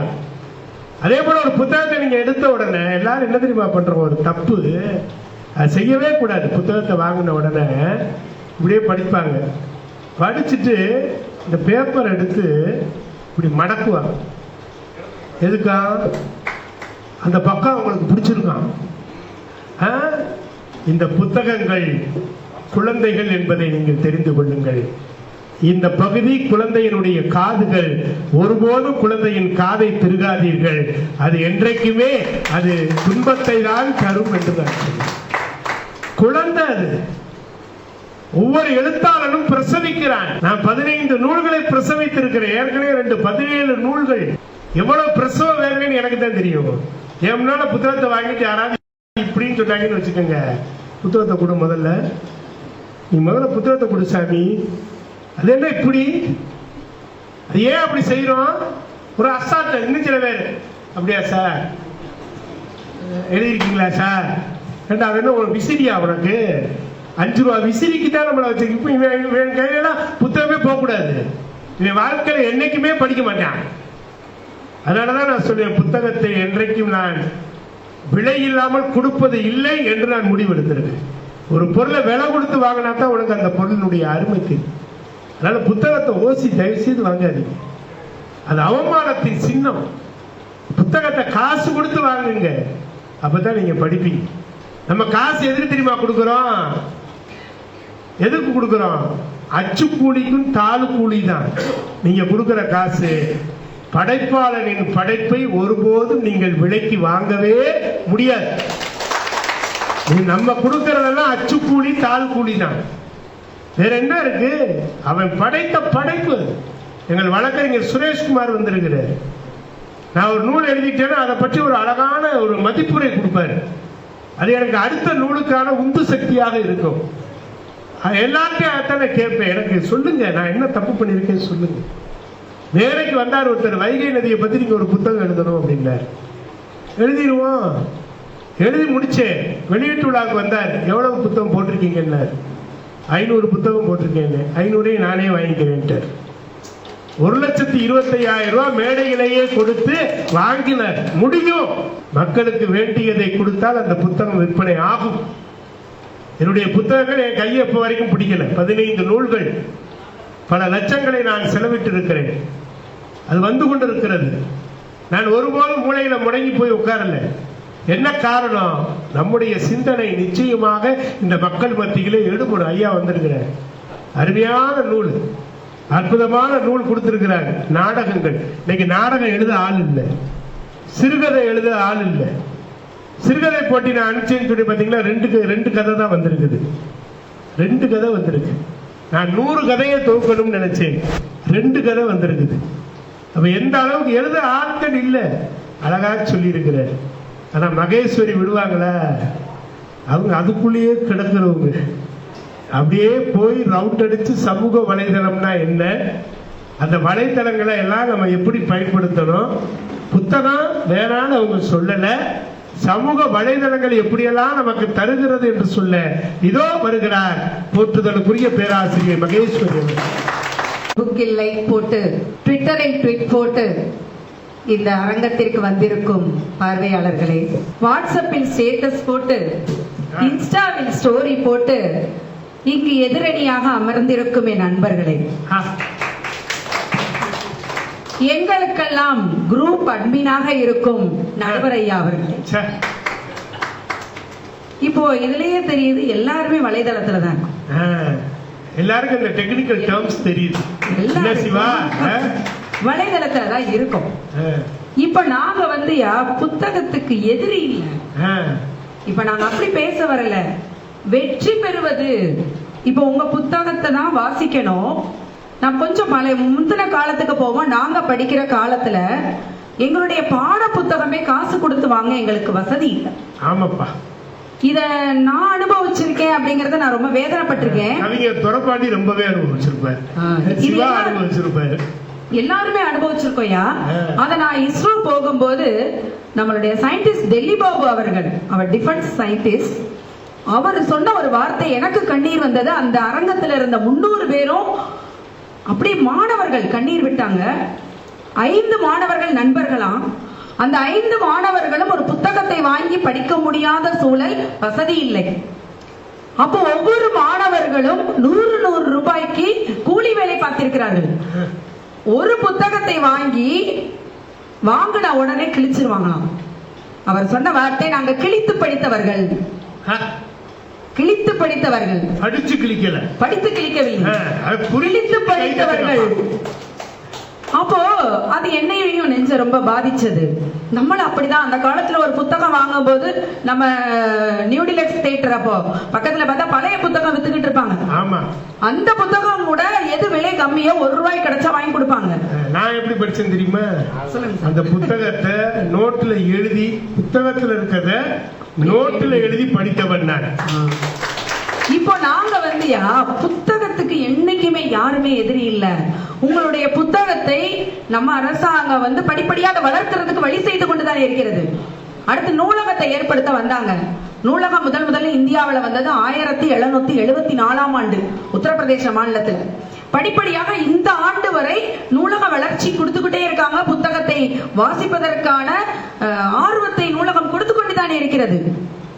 இப்போ அந்த நூலகம் கிட்டத்தட்ட இந்தியாவில் ஆரம்பித்து 250 ஆண்டுகள் ஆகிவிட்டது. அதனுடைய பயனாளர்களை எடுத்துக்கொண்டோம் என்றால் 20% தான். ஆனால் எங்களுடைய இணையதளம் உள்ள வந்தது 1990. உலகம் முழுவதும் அறிமுகப்படுத்தப்பட்டது 1990. இன்றிலிருந்து வெறும் 35 ஆண்டு தாயா. வெறும் 35 ஆண்டு தான். வெறும் 35 ஆண்டில் இன்றைய கணக்கெடுப்பின்படி இணையதளத்தை பயன்படுத்தி அதன் மூலம் பயனடைந்து கொண்டிருப்பவருடைய சதவிகிதம் 88 கோடி. இந்தியாவில் மட்டும் 88 கோடி, 65% மக்கள் பயனடைஞ்சிட்டு இருக்காங்க. இப்ப இந்த புத்தகத்தை இப்ப ஐயா சொன்னாங்க, ஒரு திருக்குறளை வச்சு இப்படி காட்டினாங்க, புத்தகம் இருக்கு, இத படிங்க. நாங்க படிக்கதான் சொல்றோம். நாங்களும் இந்த புத்தகத்துக்குள் கோடி புத்தகம் இருக்கிறதே, இதை நாங்கள் என்ன செய்வது? ஒரு புத்தகத்தை தூக்கி சுமப்பதா, இல்லை 1 கோடி புத்தகத்தை கையில் சுமந்து படிப்பதா? அப்புறம் நம்ம போத்தியனே சொன்னாங்க, இணையதளம் வேணும் அப்படின்னு சொன்னா மாசம் பில்லு கட்டணும், ஏசி ரூம் வேணும் அப்படின்னு சொன்னாங்க. யாரெல்லாம் செல்போன் வச்சுட்டு ஏசி ரூம்ல வீட்டுல இருக்கீங்க? இது ஒரு இணையதளம். கையில ராத்திரி பெட்ஷீட்டை போத்திக்கிட்டு செல்போன் தான் பார்த்துக்கிட்டு இருக்காங்க. அப்போ இப்ப இதுலயே தெரிஞ்சு போச்சு, இதுக்கு ஏசி எல்லாம் தேவையில்லை. அப்புறம் மாசம் பில்லு கட்டணும்னு சொன்னாங்க. பில்லுக்கு நல்லா பேசுறீங்க, அன்லிமிட்டட் கால்ஸ். நீங்க பேசுறத கனெக்ட் பண்ணி பாருங்க, கட்டுற பில்லை விட நம்ம அதிகமா தான் பேசிக்கிட்டு இருப்போம். இதை தவிர நெட் நமக்கு ஃப்ரீ தான். அந்த இணையதளத்தின் மூலம் நம்ம கூகுள்ல சர்ச் பண்ணிக்கிட்டு இருக்கோம், தகவலை உட்கார்ந்த இடத்துல வாங்குறோம். உங்களுடைய புத்தகம் ஆழ்ந்த கருத்துக்களை கொடுக்கிறது. படைப்பாளர்களுடைய கருத்துக்கள் ஆழமானவை. அந்த ஆழமான கருத்துக்களை வேகமா கொண்டு போய்கிட்டு இருக்கோம். அதுக்கு நாங்க ஒரு ராக்கெட், இந்த ராக்கெட் மேல உட்கார்ந்து உங்க புத்தகத்தை கொண்டு போய் சேர்த்துட்டு இருக்கோம். கருவிதான். இந்த கருவி இருப்பதால் மட்டும்தான் அந்த புத்தகம் வெற்றி அடைஞ்சு கொண்டு இருக்கிறது. உங்களுக்கு வாழ்க்கை கொடுக்கறது அவங்க தானே. சொல்றீங்க, அப்படி அழுத்தமா சொல்லுங்க. ரொம்ப நாளா அவங்க ஆமா வேகத்துல போய்கிட்டு இருந்தாங்கல்ல, இப்ப நாங்க ஜெட் வேகத்துல போறோம். ஏன் ஜெட்னு சொல்றேன் அப்படின்னா, நம்ம நிகழ்ச்சி ஆரம்பிக்கும் போது வட்டாட்சியரை பேசினாங்க, நம்ம மூளையினுடைய நரம்பை பத்தி பேசினாங்க. அந்த ஒரு நரம்புல எத்தனை ஸ்டோரேஜ் பண்ண முடியும்ன்றது ரொம்ப வியப்பா இருந்தது இல்லையா? அது மாதிரி நம்ம மனிதன் பிறக்கிறான், பரிணாம வளர்ச்சியில வளர்ந்துட்டு இருக்கோம். நம்மளுக்கே தெரியும், குரங்குல இருந்தா மனுஷன் வந்துட்டு இருக்கோம், மாறிக்கிட்டே இருக்கும். இந்த பீரியட் என்ன அப்படின்னு சொன்னாயா, மூளை வளர்ச்சியினுடைய காலம். நம்மளுடைய காலம் வேறு, இப்ப பிறக்கிற குழந்தைங்களுடைய பிரெயின் டெவலப்மெண்ட் வேற, பயங்கரமா. அதனுடைய வேகத்துக்கு நாம் ஈடு கொடுக்கும்படி வேலை கொடுக்கணும். அதை இந்த இணையதளம் செய்து கொண்டிருக்கிறது. இணையதளம் இல்லாமல் வாழ்க்கையே இல்லைன்னு ஆயிப்போச்சு. ஒய்ஃப் இல்லாம கூட வாழ்ந்துருவாங்க ஐயா, வைஃபை இல்லாம வாழ்ந்துருவாங்க. சோ அந்த அளவுக்கு இணையதளம் நம்மளோட ஒன்றாயிடுச்சு. இது வெற்றியை மட்டும்தான் தேடிக்கொண்டிருக்கிறது. பயன்படுத்த தெரியாதவர்கள் அதை வச்சு என்ன சொல்லுவாங்க, ஆபத்து இது இப்படின்னு சொல்றாங்க. ஆட தெரியாதவன் என்னன்னு சொல்லுவானா, கோணல்னு சொல்லுவான். ஆள தெரியணும், எல்லா தகவலும் உள்ள இருக்கும். ஒரு மின்சாரம் கண்டுபிடிச்சாங்கயா, மின்சாரம் கண்டுபிடிக்கிற காலத்துல அதை பயன்படுத்துறதுக்கு ரொம்ப பயந்தாங்க. ஓடி போயிட்டாங்க, எரிக்க மாட்டாங்க. அப்பயும் மண்ணெண்ண விளக்க பொருத்தி வச்சுட்டு உட்கார்ந்து இருந்தாங்களாம். சாக்கடிக்கும், செத்து போயிடுவோம். பயன்படுத்தாம இருந்தோமா? இன்று மின்சாரம் இல்லாமல் நம்ம வாழ்க்கை இருக்கிறதா? இல்ல. அதுபோலதான் காலத்திற்கு ஏற்ற சூழ்நிலையில் நம்ம மாறிக்கொண்டே அதோட வேகத்தில் பயணித்துக் கொண்டிருக்கின்றோம். இப்ப மாணவர்களோட பாட புத்தகம்லாம் எடுத்தாயா, முன்னாடி நாங்க வந்து ஒரு 25 வருஷம் ஆசிரியரே இருக்கோம். முன்னாடி இருந்த பாட புத்தகங்கள் எல்லாமே வெறும் எழுத்து வடிவம் மட்டும்தான் இருக்கும். அடுத்து ஒரு 10 ஆண்டுகள் போனதுக்கு 10 வருஷத்துக்கு ஒரு புத்தகத்தை மாத்துவாங்க. அதுக்கு அடுத்து படங்கள் கொடுத்தாங்க. பாடம் இருக்கும், பக்கத்துல படம் இருக்கும். மாணவனுக்கு ஓரளவுக்கு அந்த படங்களை பார்த்து புரிந்து கொண்டான். இப்பொழுது வந்த சமச்சீர் கல்வி புத்தகத்தில் பாடம் இருக்கிறது, பக்கத்துல ஒரு சோதனைக்கான படம் இருக்கிறது, அது பக்கத்திலே யூடியூப் லிங்க் இருக்கு, QR கோட் இருக்கு. இத ஸ்கேன் பண்ணி லைவா படிச்சுக்கோன்னு சொல்றாங்க. இது போக மணற்கேணி ஆப் ஒண்ணு இருக்கு. அந்த ஆப்ல ஒரே பாடத்துக்கு 50 வீடியோ போட்டிருக்காங்க. அப்ப மாணவன் எளிதாக புரிய வேண்டும், அவனுக்கு அந்த புத்தகத்தினுடைய கருத்துக்கள் சரியா போய் சேரணும். அதுக்காக தான் அந்த வலைதளம். மேலும் இப்ப அந்த வீடியோ இருக்குது. நம்ம பாடம் நடத்தின ஆசிரியர் என்ன செய்வோம், ஒரு நாள் பாடம் நடத்துறோம், டவுட் செஷன் வைப்போம், அடுத்த நாள் கேட்பாங்க, அடுத்தடுத்து நம்மளுக்கு பாடச்சுமை அடுத்த பாடங்களுக்கு போயிடுறோம். அப்ப அந்த வலைதளத்தில் அந்த பாடத்தை ஏற்றும் பொழுது வீடியோவா இருக்கும் போது அந்த மாணவன் எப்பெல்லாம் டவுட் வருதோ என்ன செஞ்சுக்கலாம், திரும்ப எடுத்து படிச்சுக்கலாம். அப்ப இந்த சமூக வலைதளம் அந்த புத்தகத்தை ஆழ்ந்து படிக்க ஒரு வழியாகத்தானே இருக்கிறது. அப்ப அது வெற்றி தானே. இன்றைய சமூக வலைதளம் புத்தகத்தை சுமந்து வரும் ஒரு ராக்கெட் போல, அதை சரியாக பயன்படுத்தினால் வெற்றி நிச்சயமே. வாய்ப்பளித்ததற்கு நன்றி கூடி விரைவிற்கு நன்றி. நான் கூட இந்த சோசியல் மீடியா பூரா மக்களை கெடுக்கிறாங்கன்னு நினைச்சுக்கிட்டு இருந்தேன். கெடுத்து குட்டிச்சோரா ஆக்கி விட்டாங்களே இந்த சமுதாயத்தை. பூரா அதை பார்த்தா செஞ்சேன், கொலை பண்றவனு அதைத்தான் சொல்றேன். நான் திட்டமெல்லாம் அதை பார்த்தா போட்டேங்கிறேன். இப்படியெல்லாம் இருக்குதே. நான் கூகுள்ல சர்ச் பண்ணி பார்த்தேன், தம்பி சொன்ன மாதிரி கூகுள் சர்ச்சா ஆமா பார்த்தேன்னு தான் சொல்றாங்களே அப்படின்லாம் நினைச்சேன். ஆனா மகேஸ்வரி பேசுனதுக்கு அப்புறம் கொஞ்சம் நம்ம நினைப்ப மாற்றி ஆகணும் போலுக்கு. ஏன்னா நம்ம புத்தகத்தையும் பேசாம நம்ம வீட்டில் அடிச்சு வச்சுக்கிட்டு இருக்கிறத விட உலகத்துக்கு போட்டுமே அப்படின்னு சொல்லி நம்மளும் இணையத்தில் விட்டுறலாமா அப்படின்னு கூட தோன்ற மாதிரி ஆக்கிட்டாங்க நம்மளை. ஆனா கார்த்திகை குமரன் என்ன சொல்றாரு, தேனூர்ல இருந்து வந்து, ஐயா அப்படிலாம் பண்ணாதீங்க, உங்க புத்தகத்தை என் புள்ள படிக்குது, என் புள்ள கையில கொடுத்துருக்கிறேன். அவர் ஒரு வீடியோ போட்டிருந்தாரு எனக்கு. அந்த ஏற்கனவே இருந்த டிஆர் அம்மாட்ட கொடுத்து புத்தகத்தை கொடுக்குறாரு.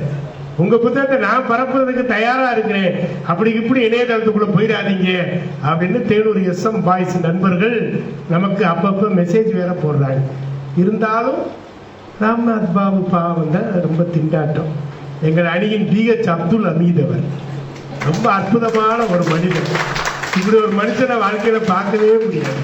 எவ்வளவு வணக்கம். எனக்கு எதிரில் உட்கார்ந்திருப்பவர் வந்து உங்களுக்கெல்லாம் தெரியாது, ஜஸ்ட் ஒரு அறிமுகப்படுத்திடுறேன்.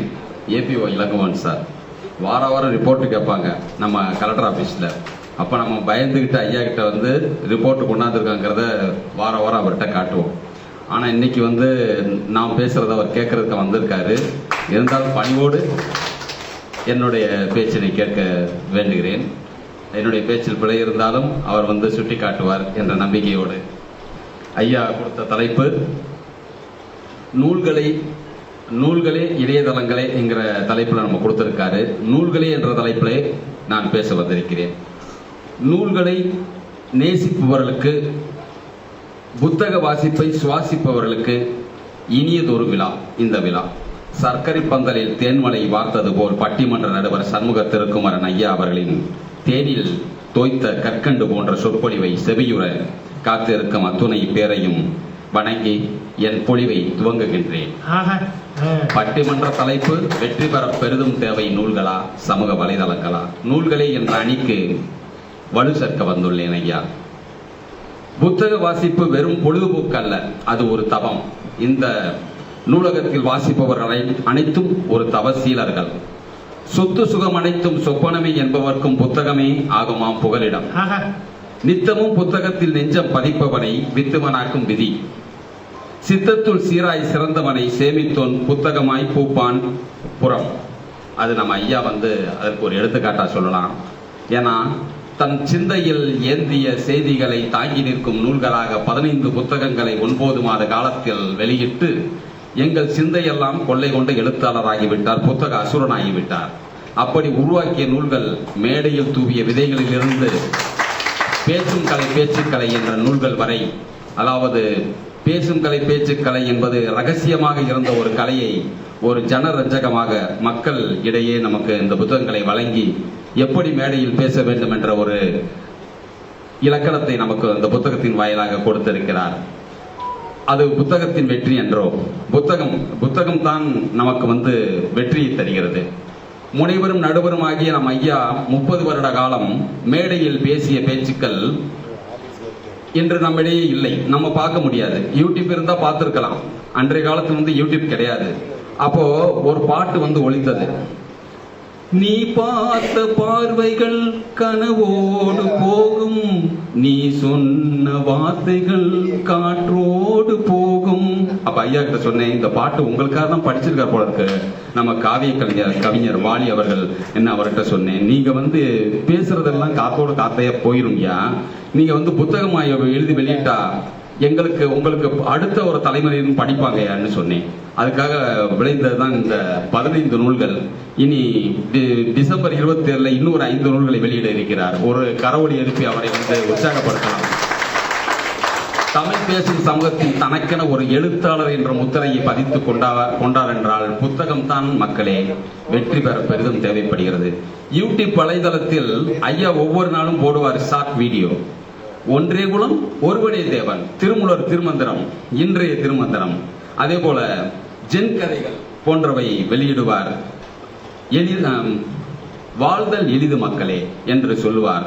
ஆனா எத்தனை பேர் அந்த வீடியோவை பார்த்திருக்காருன்னு பார்த்தோம்னா 52 பேர் தான் பார்த்திருப்பான் ஒரு மாசத்துல.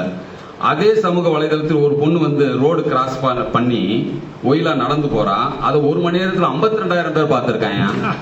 அப்போ எங்க போகுது இந்த வலைதளம்? எங்கேயா போகுது? நல்ல விஷயம் சமூக வலைதளங்கள் குறைவா போய் சேருது ஐயா. ரம்மியில 5 லட்சம் தோத்து பெயிண்டர் தூக்கில தொங்கினார் செய்தி வருது, பார்த்திருப்பீங்க. அதே போல படிக்காதவன் மட்டும் கிடையாது, படிச்ச மருத்துவன், பொறியாளன், இவங்கெல்லாம் இந்த மாதிரி சூசைட் பண்ணிக்கிறாங்க. படித்தவன் கூட அதுல தோல்வி அடைஞ்சிடறான். நம்ம மாநில அரசு கோடிக்கணக்கில் செலவு செய்து கலைஞர் நூலகம் அமைத்து இருக்காங்களே, வாசகர்கள் படித்திட நல்ல பல வசதிகள் செய்து கொடுத்திருக்காங்களே, எதுக்கையா? மக்களே, நம்ம புத்தகத்தில் தான் முக்கியத்துவம் தெரிந்துதான் நமக்கு இந்த புத்தக நிலையத்தை அமைச்சிருக்காங்க. சிந்திக்க வேண்டும் மக்களே. சமூக வலைதளம் நம்மை வலையில் விழ வைக்கும், கற்ற புத்தகம் நம்மை தலை நிமிர வைக்கும். வாஷிங்டன் வரலாறு படித்த அமெரிக்க ஜனாதிபதி ஆனார் அப்ரஹாம் லிங்கன். கடையனுக்கு கதிமோட்சம், கடையனுக்கும் கதிமோட்சம் ஓரிரவில் படித்து மோகன்தாஸ் காந்தி மகாத்மா காந்தியாக உயர்ந்தார். கம்பனின் ராமாயணம் படித்து கண்ணதாசன் கவி அரசராக உயர்ந்தார். வான்புகழ் வள்ளுவனுக்கு குமரி நடுவே ஒரு சிலை, தீந்தமிழ் தொல்காப்பியனுக்கு தொல்காப்பியர் பூங்கா ஏன் அமைத்தார் முத்தமிழ் கலைஞர் கருணாநிதி அவர்கள். முத்தமிழ் கலைஞர் கருணாநிதியை வழி நடத்தியது திருக்குறள். அவர் பைந்தமிழுக்கும் நற்றமிழுக்கும் தொல்காப்பியம் துணை புரிந்தது என்றால் நூல்களுக்கு நிகர் இல்லை. வெற்றியின் உச்சம் தொட்ட நூல்கள் என்பது தெல்ல தெளிவு ஆகிறது நடுவர் அவர்களே. இறுதியாக முத்தாய்ப்பாக இலக்கிய இன்பம் தரும் செய்திகளை உங்களுடன் பகிர்ந்து கொள்கிறேன். கவிக்கோ அப்துல் ரகுமான் அவர்கள் முரசொலி பற்றி குறிப்பிடுவார். காகிதப்பூ மணக்குமா? மணக்கும். முரசொலியை முகந்து பாருங்கள், ஈரோட்டு மனம் வீசும் என்று சொல்லுவார். காகிதப்பூ மணக்குமா? மணக்கும். முரசொலியை முகர்ந்து பாருங்கள், ஈரோட்டு மனம் வீசும். பகுத்தறிவு செய்தியை பரப்பி வருவதை குறிப்பிடுகிறார். இப்படிப்பட்ட இலக்கியம் தரும் சுவையை நூல்களினால் தான் தர முடியும். பொன்னும் மணியும் மின்னும் வைரமும் கூட்டி மகிழ்ந்து கண்ணே முத்தே தமிழ் பண்ணே என்றெல்லாம் குளவி கொஞ்சி தந்தத்தாலான கட்டிலே சந்தன தொட்டிலே வீரனே என் விழி நிறைந்தவனே தீரர் வழி வந்தவனே என்று யாரை சீராட்டி பாராட்டினர்களோ அவனை அந்த மனோகரனை சங்கிலியால் பிணைத்து சபை நடுவே நிறுத்தி சந்தோஷம் கொண்டாட வேண்டுமென்ற உள்ளம் தனியாத ஆசைக்கு பெயர் கட்டளையா தந்தையே. இது போன்ற வன்மைக்கும் மென்மைக்கும் இடைப்பட்ட வசனம் மனோகராவில் கலைஞர் அவர்கள் எழுதியது. இந்த இலக்கியம் இன்பம் நூல்களினால் தான் தர முடியுமே ஒழிய வலைதளங்களால் தர முடியாது. இறுதியாக ஒன்று கூறுகிறேன், உயிரான தமிழே, உலகில் உயர்வான மொழியே, உன்னை போற்று புகழ்வதென்று வேறுபடி எனக்கில்லையே, என் உயிரும் மேலான உடன்பரப்பே என்று கலைஞரின் தமிழ் ஆர்வமும் மக்களின் பால் கொண்ட பாச உணர்வும் அவர் நூலின் வாயிலாகத்தான் அறிய முடிகிறது. நூல்கள் தான் அடிப்படை. நூலினை காப்பி அடித்து தான் நம்ம வலைதளங்கள் உருவாகின்றன என்பது முற்றிலும் உண்மை.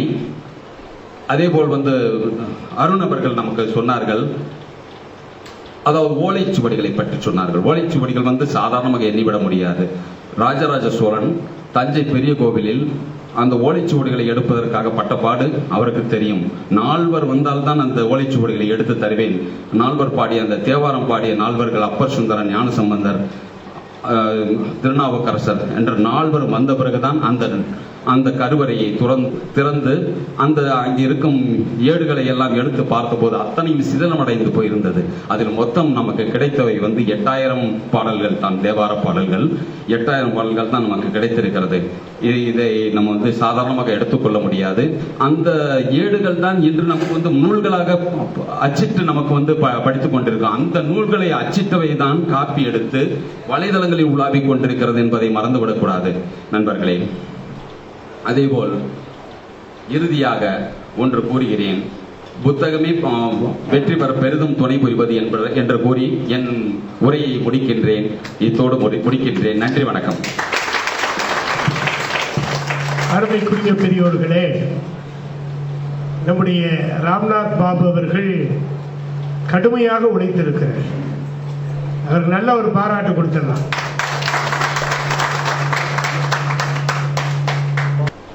மிக அழகாக இந்த நிகழ்வு முதலிலே நான் திட்டமிட்டது வேறு ஒரு இடத்திற்காக. மரியாதைக்குரிய நம்முடைய மாவட்ட மைய நூலகம் சிவகங்கையினுடைய அருமை தம்பி போற்றுதலுக்குரிய வெங்கட வேல்பாண்டி அவர்கள் என்னிடத்திலே தொடர்பு கொண்ட பொழுது, மதுரையிலே நடந்தால் நன்றாக இருக்குமே என்றெல்லாம் என்னுடைய உள்மனது சொன்னது. இருந்தாலும் சிவகங்கையிலே நடத்துவதற்கு ஒன்றும் குறைவு இல்லை, செய்துவிடலாம். சிவகங்கைக்கு சென்று பல ஆண்டுகள் ஆகிவிட்டது. அண்மையிலே தான் தொடர்ந்து புத்தக திருவிழாவிலே என்னுடைய நிகழ்ச்சி நடைபெறுகிறது. சரி, பரவாயில்லை என்று நினைத்த பொழுது அன்னை மீனாட்சி விடுவாளா என்னை, என் மதுரை நண்பர்களுக்கெல்லாம் மீண்டும் ஒரு நல்ல ஒரு பட்டிமன்றம் கிடைக்க வேண்டுமே என்று சொல்லி மதுரையில் அதை ஏற்பாடு செய்து அதை நம்முடைய போற்றுதலுக்கும் பாராட்டுதலுக்கும் உரிய நித்யானந்தம் அவர்கள் மூலமாக அதை செயல்படுத்தி இருக்கிறார். நித்யானந்தம் பேசுகிற பொழுது ரொம்ப மென்மையாக பேசினார். ஆனா மிகப்பெரிய முரட்டு காரியத்தெல்லாம் பண்ணியிருக்காரு மனுஷன். கலாம் அனுப்பிச்ச டேங்கரையே திருப்பி அனுப்பிச்சிருக்கிறார். அவன் டேங்கரை வாங்கி வீட்டுக்குள்ள வச்சுக்கிட்டு இருக்கிற நேரத்துல மிகச்சிறப்பா இங்கேயே பண்ணலாம் அப்படின்னு நினைத்த பொழுது அது ராமேஸ்வரத்துல இருந்தா சிறப்புன்னு நினைச்சாரு. பாத்தீங்களா, அதுலதான் நித்யானந்தம் நிற்கிறார். நல்ல அருமையான ஒரு மனிதர். அதே போக கட்டடங்களை எல்லாம் கட்டினார். நிறைய கட்டடங்களை, நூலகங்களை எல்லாம் கட்டி இன்னைக்கு அதை பராமரிக்கிற பணியை செய்கிறார். நல்ல மனிதரைத்தான் என்னுடைய அருமை தம்பி வெங்கட வேல்பாண்டி அவர்கள் அறிமுகப்படுத்தி இருக்கிறார் என்று நான் நினைத்துக் கொண்டிருக்கிறேன். எனவே வெங்கட வேல்பாண்டி அவர்களுக்கு நெஞ்சார்ந்த நன்றி. என்னுடைய குரலை பல வருஷமா கேட்டுக்கிட்டு இருக்கிறார். அவங்கதான் எனக்கு வாய்ப்பு கொடுக்க முடியும். என்ன தெரியாதவர்களுக்கும் எனக்கு வாய்ப்பு கொடுக்க முடியாது. என்னை பத்தி தெரியும் அவங்களுக்கு நல்லா. அதனாலதான் நான் பார்த்தேன், நான் யாரையும் நாடி செல்வது இல்லை என்றைக்குமே. இன்னைக்கு சில பேர் கிளம்பியிருக்காங்க, பையன் தூக்கிட்டு காலையில இதான் வேலையே, எந்த கோயில்ல என்ன போடுவாங்க, அந்த கோயில்ல போய் எப்படியாவது பேசணும்னு நினைச்சா கால ஓட்டத்துல காணாம போயிடலாம். இப்படித்தான் பேசணும். எனக்கு சந்திரசேகர் வந்திருக்கிறார், மாசாத்தியார் பள்ளியினுடைய முதுகலை தமிழ் ஆசிரியர். இப்படித்தான் பேசணும்னு ஒரு கொள்கை வச்சிருக்கிறார். யாரையும் சொரிஞ்சு விடுற வேலையெல்லாம் அவருக்கு கிடையாது. கவிஞர் துரைப்பாண்டியன் வந்திருக்கிறார், யாரையும் சொரிய வேண்டிய அவசியம் இல்லை, தப்புனா தப்பு தாண்டா அப்படின்பார். சிவகுமார் இருக்கார், சினிமாவை பத்தி கேட்டா அழகா சொல்லுவார்.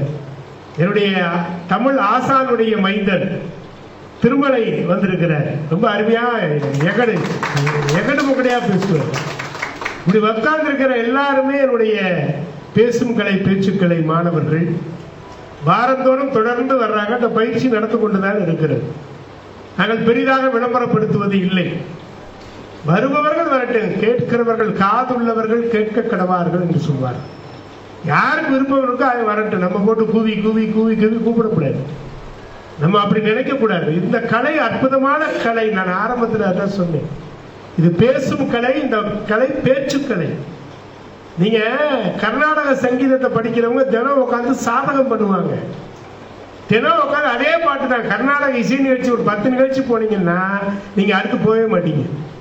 ஆனால் பேச்சரங்கங்கள் நீங்க எத்தனை கேட்டாலும் சரிக்காது. அதனாலதான் செல்வத்துள் செல்வம் செவி செல்வம் அச்செல்வம் செல்வத்துள் எல்லாம் கலை என்று வள்ளுவர் சொல்லுகிறார். செல்வத்திலே சிறந்த செல்வதனால செவி செல்வம். இந்த காது எவ்வளவு கொடுத்தாலும் கேட்டுக்கிட்டே இருக்கும். நல்ல விஷயத்தை பூரா கேட்டுக்கிட்டே இருக்கணும். அதான் செல்வத்துள் செல்வம் செவி செல்வம். ஐம்புலன்களால் நுகரப்படுகிற செல்வத்திலேயே சிறந்த செல்வம் எது என்று சொன்னால் செவி செல்வம். திருக்குறளை உடைச்சு பார்க்கணுங்க. ஒவ்வொரு திருக்குறளும் நம்மோடு பேசுகிறது. அடுத்து என்னுடைய பதிவாக அதுதான் வர இருக்கிறது. திருக்குறளை திறப்போம். திருக்குறளை திறக்கணும். சும்மா மேலோட்டமா பொருள் சொல்லி நம்ம போய்கொண்டு இருக்கிறோம். எங்க போத்தி கூட அதை நவீன உரையா மாத்தி கொஞ்சம் இயல்பா கொடுக்கிறார். அதை இன்னும் திருக்குறளை திறக்கணும். ஒவ்வொரு வார்த்தையும் திறக்கணும். கற்க கசடர கற்பவை கற்றபின் நிற்க அதற்கு தக மேலோட்டமா சொல்லிட்டு போயிட்டாரு. நான் பல இடங்களிலே இதை சொல்லி இருக்கிறேன். இன்னைக்கு எல்லாரும் அதை எடுத்து வியாபாரம் ஆக்கிட்டாங்க. வேற ஆரம்பத்துல கண்டுபிடிச்சவங்க நாங்க, இன்னைக்கு விலை போனதுல வேற. அடுத்து ஒருத்தர் சொல்றார், அவர் மாதிரியே நீங்க பேசுறீங்கன்னாரு. ஐயா, நான் சொன்னது தையும் அவன் சொல்றேன் அப்படி. கற்க கசடர கற்பவை கற்றபின் நிற்க அதற்கு தக. கல்வி செல்வம். நூலகம்னா கல்வி செல்வம். படிங்க நிறைய. கற்க கசடர கற்க கற்பவை கற்க கற்றபின் கற்க நிற்க கற்க. எவ்வளவு விஷயம் இருக்கு பார்த்தீங்களா திருக்குறள்ல. படிச்சு முடிச்சிட்டோன்னு கிடையாதுங்க. தினம் இரவு 1 மணி வரை நான் படித்துக் கொண்டிருக்கிறேன். இன்றும் கூட படிப்பிற்கு தடையே கிடையாது. படித்துக் கொண்டே இருக்கணும். எனக்கு கேட்பாரு இப்ப ராம்நாத் கூட, ஐயா இவ்வளவு ஓடிக்கிட்டே இருக்கீங்களே. ஓடிக்கிட்டே இருக்கேன். இரவு அமைதியான சூழல்ல படிச்சுக்கிட்டே இருக்கிறேன். படிச்சுக்கிட்டே இருக்கிறதுனாலதான் ஒரு நாள் என்னால 10 மேடைக்கு போக முடியுது. படிக்கலைன்னா போக முடியாது. படிப்புக்காக சொன்னாரு. படிக்காதவனுக்கு சொல்லும் போது வள்ளுவர் அழகா சொல்றாரு, யாதானும் நாடாமல் ஊராமல் என்னொருவர் சாந்தனையும் கல்லாதவாறு. இந்த திருக்குறளுக்கும் இந்த திருக்குறளுக்கும் என்ன வித்தியாசம்? கற்க கசடர திருக்குறள்ல எந்த இடத்துலயும் துணை எழுத்தே கிடையாது, துணக்காலே கிடையாது. ஆனா யாதானும் நாடாமல் ஊராமல் என்னொருவன் சாந்தனையும் கல்லாதவர் எண்ணி பார்த்தீங்கன்னா 11 துணை எழுத்து இருக்கும். படிக்காதவனுக்கு தாண்டா 11 துணை தேவை, படித்தவனுக்கு எந்த துணையும் தேவையில்லை என்று சொல்வது திருக்குறள். அப்ப பாருங்களேன், எழுதும் போதே அந்த மனுஷனுக்கு எப்படி தோணி இருந்தது. ஒரு விஷயத்தை புத்தகத்துல கொண்டு வந்து கொடுக்கும் போது வெறும் புத்தகமா பார்க்காதீங்க தயவு செய்து சமூக வலைதள நண்பர்களே. வெறும் அந்த புத்தகமா பார்க்காதீங்க, ஏதோ வடிவமைப்பு அதெல்லாம் பார்த்துட்டு போகாதீங்க. உள்ள இருக்கக்கூடிய வார்த்தைகள் ஒவ்வொன்றும். ஒரு சிறுகதை எழுதணும்னா எவ்வளவு கஷ்டம் தெரியுமா? மேன்மக்கள் ஒரு சிறுகதை பேராசிரியர் ஐக்கன் எழுதுகிறார். அற்புதமான ஒரு சிறுகதை. நீங்க கண்டிப்பா படிக்கணும். அதை எப்படி முடிப்பார், அதை ரொம்ப அருமையா இருக்கும். செட்டியார் உட்கார்ந்து இருக்கிறாரு வாசல்ல. கோயில் கும்பாபிஷேகத்துக்காக கோயிலை சார்ந்தவங்க வர்றாங்க. ஐயா, அப்பாரு இருந்த பொழுது கும்பாபிஷேகத்தை ஜாம் ஜாம் நடத்தினாங்க, மறு கும்பாபிஷேகம் நடக்குது, உங்க தொகை என்ன இருந்தாலும் பரவாயில்லை, கொடுத்தீங்கன்னா முதல் பேர் உங்க பேர் எழுதுவோம், கொடுங்க. செட்டியார் பதறி போயிட்டாரு. கால ஓட்டத்துல செல்வத்தை எல்லாம் இழந்து வறுமையா உட்கார்ந்து இருக்கிறார் செட்டியார். செட்டியார் உட்கார்ந்துருக்கிறார், பார்க்கிறார், மனைவியை பார்க்கிறார். மனைவி அஞ்சரை பெட்டிக்குள்ள 5-10 சேர்த்து வச்சிருப்பாளே. மனைவியை பார்த்தானே அவன் பதப்பதச்சுட்டா. பிள்ளை 10ஆம் வகுப்பு, அப்பெல்லாம் 10ஆம் வகுப்பு படிக்கணும்னா தேர்வு கட்டணம், அதுக்காக 15 ரூபா அந்த அம்மா வச்சிருக்குது. அந்த அம்மா சொல்லுது செட்டியார்கிட்ட, பிள்ளை பரீட்சைக்கு கட்டுறதுக்காக 15 ரூபா வச்சிருக்கேன், கொண்டு வா கொண்டு வா கொண்டு வா. என் காதுல பால வார்த்தை வந்து கேட்கிறவங்களுக்கு இல்லைன்னு சொல்லாம கொடுக்கணும். இன்னைக்கு நம்ம வசதி 15 ரூபா தான், கொண்டு வா. கொண்டு வந்து கொடுத்தாங்க. எழுதிட்டு அவங்க போனாங்க. உள்ள ஆட்சி அழுதுகிட்டே நின்றாங்க. புள்ள பரீட்சையும் போச்சா, 10ஆம் வகுப்பு எழுத வேண்டியது போச்சா, நீ 15 ரூபாய்க்கு எங்கடா போறது முழிக்கிறாங்க. வாசல்ல ஒருத்தன் வந்து நிக்கிறான், சோலையப்ப, இடுப்புல துண்டு, கைய கட்டிட்டு நிக்கிறான். ஐயா வணக்கம் ஐயா. என்னப்பா? ஐயா இருந்தாருங்கய்யா 1 லட்சம் ரூபா. எதுக்குப்பா? ஒண்ணும் இல்லையா, சிங்கப்பூர் போறப்ப அப்பாரு எனக்கு பணமா கொடுத்தாங்க. அப்படியா? ஏமா அந்த புத்தகத்தை எடுமான்னு வீட்டுக்குள்ள போய் ஆச்சு அப்படியே சந்தோஷத்துல 15 ரூபா கொடுத்ததுக்கு 1 லட்சம் ரூபா வரப்போகுது. புத்தகத்தை எடுத்து கொண்டு வந்து கொடுத்தாங்க. அது கணக்கு புஸ்தகம். அப்படியே பிரட்டி பிரட்டி பாக்குறாரு. பார்த்துட்டு சொல்றாரு, நல்லா பிரட்டி பார்த்துட்டு, உன் பேரு சோலையப்பன் தானே, உன் பேரு அப்பாரு எழுதலையே. அவன் சொன்னா, நான் கடனா வாங்கல, அப்பா இனாமா கொடுத்தாங்க எனக்கு. சிங்கப்பூர்ல போய் வேலை பார்த்து பொழைச்சுக்கணும் இனாமா கொடுத்தாங்க, அதைத்தான் நான் கொண்டு வந்திருக்கிறேன். உடனே சொன்னாரு செட்டியாரு, அப்பா செஞ்ச கர்மம், அப்பா செஞ்ச புண்ணியத்தை புள்ள பெறக்கூடாது, கொண்டுட்டு போ. 1 ரூபாய நான் வாங்க மாட்டேன். 1 லட்சம் எனக்கு பெருசு இல்ல, அது அப்பா உனக்கு செய்த புண்ணியம், அந்த புண்ணியத்தை நான் வாங்க கூடாதுன்னா போயிட்டு வராங்க. கதையை ஐக்கன் இப்படி முடிக்கிறார். கெட்டாலும் மேன்மக்களே, சங்கு சுட்டாலும் வெண்மை தரும். இன்னைக்கு இருந்தா என்ன இருக்கும் சுந்தரு? 1 லட்சம், ஏய் கணக்குல 5 லட்சம் காமிக்குது, கொண்டு வந்து வைக்கல. பாத்துக்க, உன்னையத்தாண்டா தேடிக்கிட்டு இருந்தேன் இவ்வளவு நாள். சொல்லுகிற உலகத்திலே பேராசிரியர் ஐக்கனுடைய கதை என் வாழ்க்கையை புரட்டி போடுகிறது. இது புத்தகத்திலே நான் பெற்ற அனுபவம். எனக்கு அழுகை வருகிறது. வறுமை வருகிற பொழுதும் நீ செம்மையாக வாழ வேண்டும் என்கிற அந்த சித்தாந்தத்தை அந்த புத்தகம் தருகிறது. அதை காப்பி தானப்பா சமூக வலைதளம் அடிக்கிறீங்க. சொந்தமா என்னைக்காவது நீங்க ஏதாவது கதை எழுதுனீங்களா? எப்படி நீங்க கதை எப்படி தெரியுமா எழுதுறாங்க? சதக் சதக் என்று குத்தினார், ரத்தம் குபீர் குபீர் என்று வந்தது. எங்கடா பாத்தீங்க நீங்க? கற்பனைக்கு எட்டாத கதைகள் சமூக வலைதளங்களிலே சில பேர் கதை எழுதுறாங்க. அதை சொல்றேன், வார்த்தைகளே தெரியாது, இலக்கணப்பிழை, இலக்கியப்பிழை அத்தனை இருக்கும். ஆனா ஒரு எழுத்தாளன் எழுதுகிற பொழுதே என்ன அவனோட கூட்டிட்டு போறான் பாருங்க, விரல் பிடிச்சு என்ன கூட்டிட்டு போறான். முள்முடின்னு தி ஜானகிராமன் அவர்களுடைய ஒரு அற்புதமான கதை. ஆசிரியர் தொழில் இருக்கிறதுனால அதை நான் சொல்லித்தான் ஆகணும். ஆசிரியர்கள் நாங்க மாணவர்களை கண்டிக்க கூடாது, பெரும்படுத்த அடிக்க கூடாது. ஆனால் நாங்கள் பேசுகிற வார்த்தைகள் ஏதாவது ஒரு பிரச்சனை வந்துடும் இல்லையா? ஒரு நாள் வகுப்புல பையனுக்குள்ள ஒரு சின்ன பிரச்சனை. ஒருத்தன் காசை ஒருத்தன் திருடிட்டான். அந்த காலத்துல நல்ல பசங்க இருந்திருக்காங்க. இன்னைக்கு இருந்தா வாடா 3 பேரும் சேர்த்து போய் வாங்கி எதையாவது சாப்பிடலான்னு நினைப்பான். அதுல ஒருத்தன் 2 பேர் கொண்டு வந்து ஆசிரியர்கிட்ட பிடிச்சி, இவன் ரூபாயை திருடிட்டான். ஆசிரியர் என்ன சொல்லிட்டார்? சரிடா, நீ இவனோட யாரும் பேசாதீங்க, முடிச்சிட்டார். அந்த ஆசிரியர் பணி முடித்து அந்த பள்ளியை விட்டு புறப்படுகிறார். எங்களுக்கெல்லாம் எப்ப அழுக வரும் தெரியுமா? ஒவ்வொரு வருஷமும் எங்கிட்ட கடந்து போகிற 10ஆம் வகுப்பு 12ஆம் வகுப்பு மாணவர்களை நினைச்சு நாங்க அழுவோம். அவன் ஜாலியா போயிடுவான். அடுத்த மாணவனை எதிர்நோக்கி காத்திருப்போம். எப்ப ரொம்ப அழுவோம்னா பள்ளிக்கூடத்தை விட்டு எங்களை ரிட்டையர் பண்ணி அனுப்புறாங்க பாருங்க. வாழ்க்கையில தாங்க முடியாதுங்க. மற்ற துறைகள் என்பது வேறு. தினம் மாணவர்களோடு பழக்கப்படுகிற நாங்க அப்படி அனுப்புகிற பொழுது எல்லாம் பசங்கள்லாம் சேர்ந்து ஆசிரியருக்கு ஒரு நினைவு பரிசு கொடுத்து வீட்டுக்கு கொண்டாந்து உட்கார வைக்கிறாங்க. ஊஞ்சல்ல அவர் ஆடிக்கிட்டு இருக்கிறார் ஆசிரியர். அவர் பேர் அனுகூலசாமின்னு பேர். அப்படி ஆடிக்கிட்டு இருக்கும்போது ஒரு மனைவி கேட்குறாங்க, ஒரு மனுஷன் இப்படி கோவப்படாம வாழ்க்கையில இருந்துட்டானா? இருந்து ஆசிரியர் பணியிலிருந்து நிறைவு செஞ்சு வந்திருக்கிறீங்க, எனக்கு ரொம்ப பெருமையா இருக்கு அப்படின்னா, வாசல்ல ஒரு பையன் ஒரு அம்மா வந்து நிக்கிறாங்க, பையன் அழுதுகிட்டே நிக்கிறான். அம்மா சொன்னாங்க, இவனை மன்னிச்சிருங்க ஐயா. என்ன பண்ணாவே? இல்ல, கொஞ்ச நாளைக்கு முந்தி ஒரு பிரச்சனை வந்த பொழுது இவனோட யாரும் பேசாதேன்னு சொல்லிட்டீங்க, அதுல இருந்து இந்த வகுப்பு மாணவர்கள் யாருமே பேசவில்லை. இன்னைக்கு கூட உங்களுக்கு நினைவு பரிசு கொடுக்கறதுக்காக பணத்தை கொண்டு கொடுத்தப்ப அவங்க ஆசிரியர் ஒன்றை வாங்கக்கூடாதுன்னு சொல்லிட்டாரான்னு சொல்லிட்டாங்க.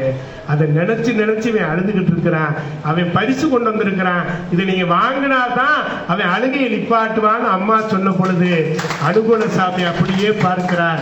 கர்த்தர் சிலுவையிலே அறையப்பட்ட அந்த காட்சியை கண் முன்பாக கொண்டு வருகிறார். கொண்டு வந்து விட்டு அனுகூலசாமி சொல்லுகிறார், யாரையுமே காயப்படுத்தவில்லை என்று நினைத்தேன், இந்த சிறுவனின் மனதை நான் காயப்படுத்தி இருக்கிறேன், நான் என்ன ஒரு ஆசிரியர் என்று கேட்டார். டி ஜானகிராமனுடைய கதை. இதை படித்து பார்க்கிறேன், நான் நினைத்து பார்க்கிறேன், எத்தனை மாணவர்களை நாம் காயப்படுத்தி இருக்கிறோம், என்னென்ன திட்டி இருக்கிறோம். உனக்கெல்லாம் படிப்பே வராது, நீ மாடு மேய்க்க தண்டால் ஆயிருக்கு. இன்னைக்கு மாடு மேய்க்கிறவே நல்லா இருக்கியா? அவன் பெரிய இடத்துக்கு போயிட்டான். படிச்ச வேணாம், படித்தவன் வாதும் சூதும் பண்ணினால் போவான் போவான் ஐயோ என்று போவான். பாரதி சொன்னது யாருக்குன்னா சமூக வலைதளத்துக்கு தான். என்னென்ன வேலை பார்க்கிறாங்க சமூக வலைதளத்துல. நன்னூலார் வந்து ஒரு நல்ல நூலுக்கு இலக்கணம் சொல்லியிருக்காரு, ஒரு 10 இலக்கணம் சொல்லியிருக்காரு. சுருங்க சொல்லல், விளங்க வைத்தல், நவின்றோருக்கு இனிமை நன்மொழி புணர்த்தல், ஓசை உடைமை, யாம் உடைத்தாதல், முறையின் வைப்பே, உலக அழையாமை, விழுமியது பயத்தல், விலங்கு தார் அணைத்த தாகுத நூலில் அழகனும் 10ன்னு வச்சிருக்கோம். 10 விஷயத்தை சொல்றாரு. அதுல முதல்ல சுருங்க சொல்லல். சமூக வலைதளத்தில் அவங்க உடனே வரிஞ்சு கட்டிட்டு வருவாங்க.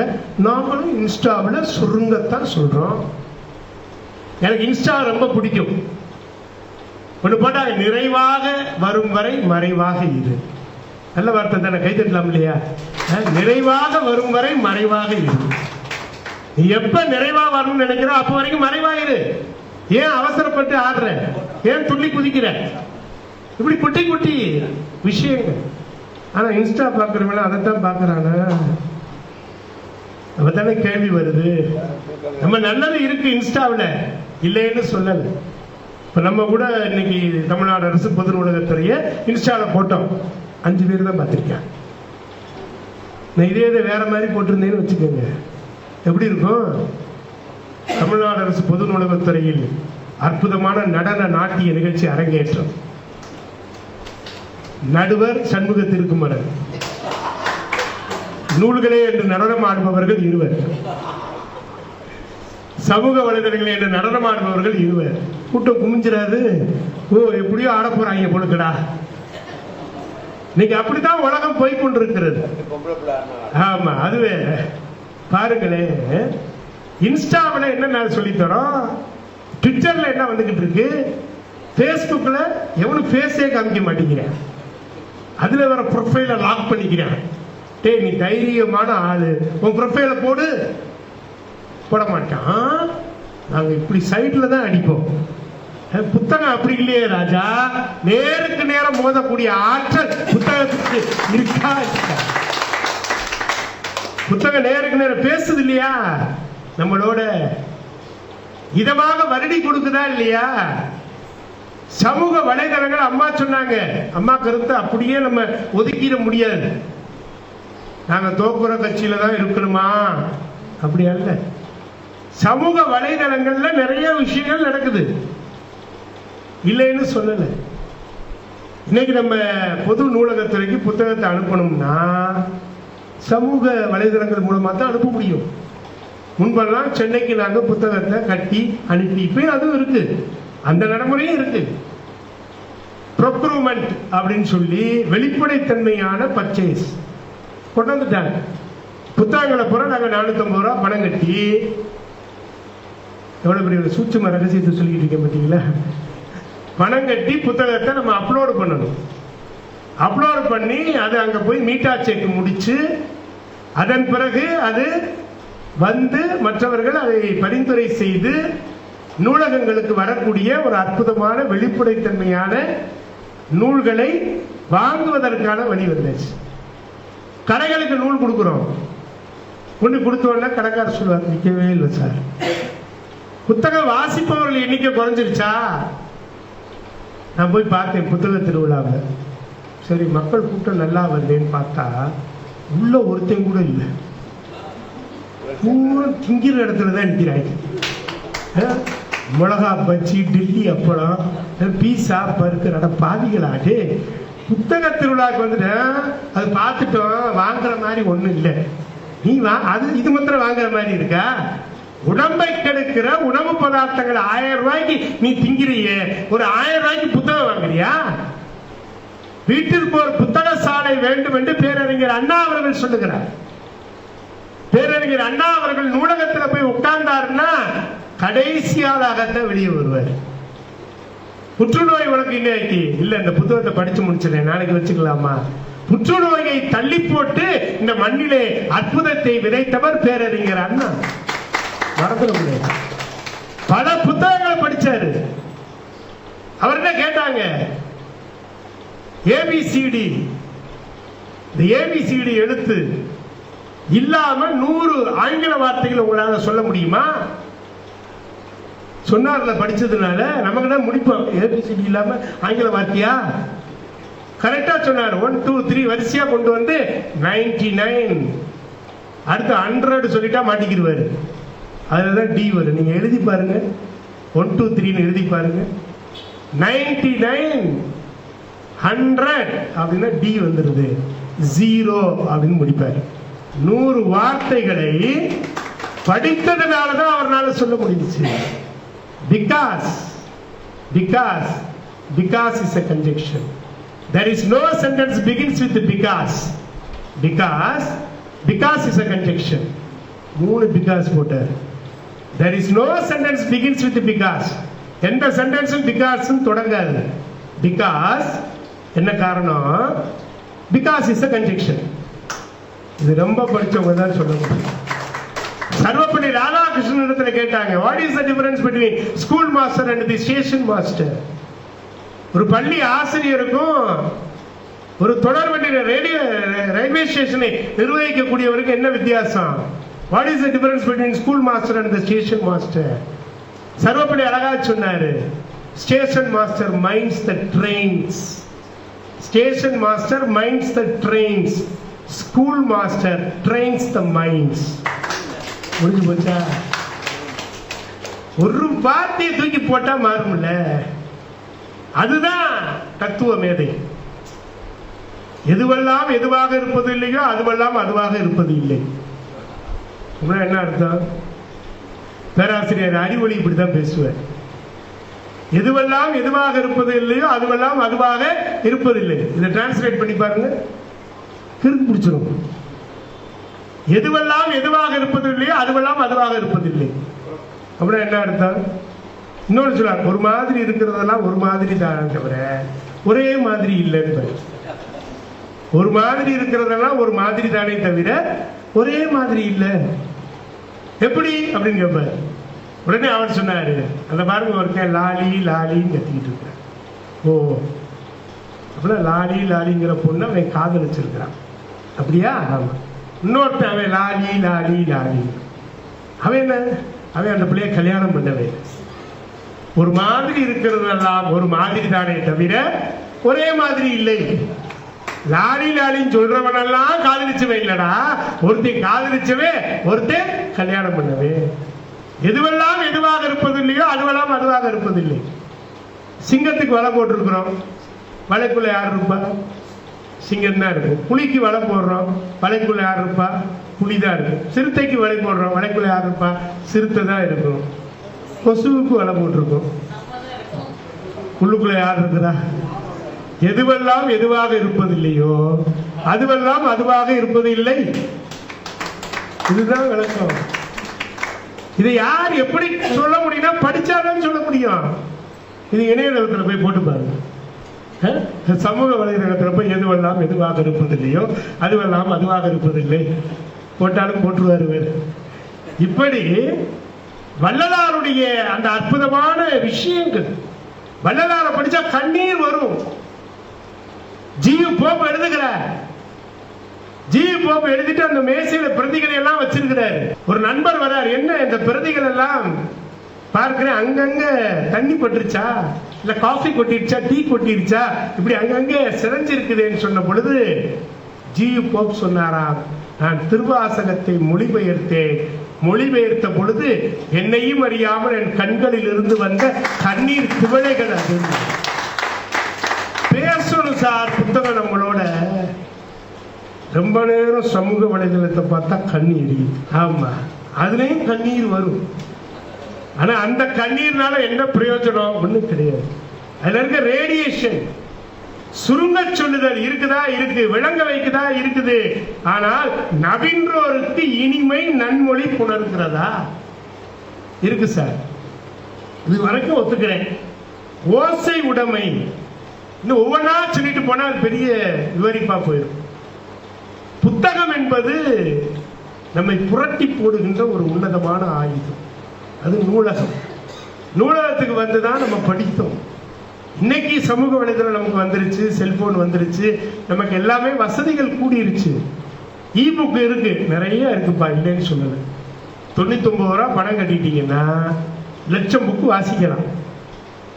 எவ்வளவு நேரம் வாசிப்பீங்க? அதுல என்ன குறிப்பு எடுப்பீங்க? எடுக்கலாம். பிடிஎஃப் கூட நம்ம டவுன்லோட் பண்ணி கன்வெர்ட் பண்ணி எடுக்கலாம். ஆனா திரும்ப திரும்ப என்ன ஐயா சொன்ன மாதிரி புத்தகத்தை வாசிக்கும் போது என்னட்ட ஒரு பழக்கம் உண்டு. ஒரு புத்தகம் என் கைக்கு வந்துருச்சுன்னா புத்தகம் வந்த தேதி, புத்தகத்தை யார் கொடுத்தா, அது எல்லாம் அந்த புத்தக அட்டையில் எழுதிங்க. அதுக்கப்புறம் என்ன பண்ணுவேன், ஒரு துண்டு தாள் எடுப்பேன், புத்தகத்தை படிச்சுக்கிட்டே போவேன். எனக்கு பிடித்த பக்கங்களை எல்லாம் குறித்து கொண்டே வருவேன். ஒரு புத்தகத்தை படிக்கிற முறை, எனக்கு பிடித்த பக்கங்களை எல்லாம் குறித்து கொண்டே வருவேன். அந்த புத்தகத்தில் 300 பக்கங்கள் இருக்கிறது என்றால் எனக்கு ஒரு 50 பக்கங்கள் பிடிக்கும். அந்த 50 பக்கத்தை திரும்ப அசை போடுவேன், கொஞ்சம் மூடி வச்சிருவேன். 6 மாசம் கழிச்சு திரும்ப அந்த புத்தகத்தை எடுப்பேன், திரும்ப படிப்பேன். இப்ப கூடுதலா இன்னொரு 50 பக்கம் எனக்கு வரும், 100 பக்கம். திரும்ப அதுக்குள்ள என்ன செய்ய முடியும்? இப்படித்தான் நான் படித்தேன். அந்த படித்ததெல்லாம் என் மூளைக்குள்ளே போய் முடங்கி அமர்ந்திருக்கிறது. எப்பொழுது எது தேவையோ அதையெல்லாம் என்னால் கொடுக்க முடிகிறது என்று சொன்னால் நான் படித்த புத்தகங்கள் இங்க போய் உட்கார்ந்து படிக்கிற முறை. நுனிப்புள் மேயாதீங்க தயவு செய்து புத்தகத்தை. திடீர்னு பார்ப்பேன், திருக்குறள் எடுப்பேன், மனசு ரொம்ப கஷ்டமா இருக்கும், திருக்குறள் எடுப்பேன் அப்படின்னு திறப்பேன்.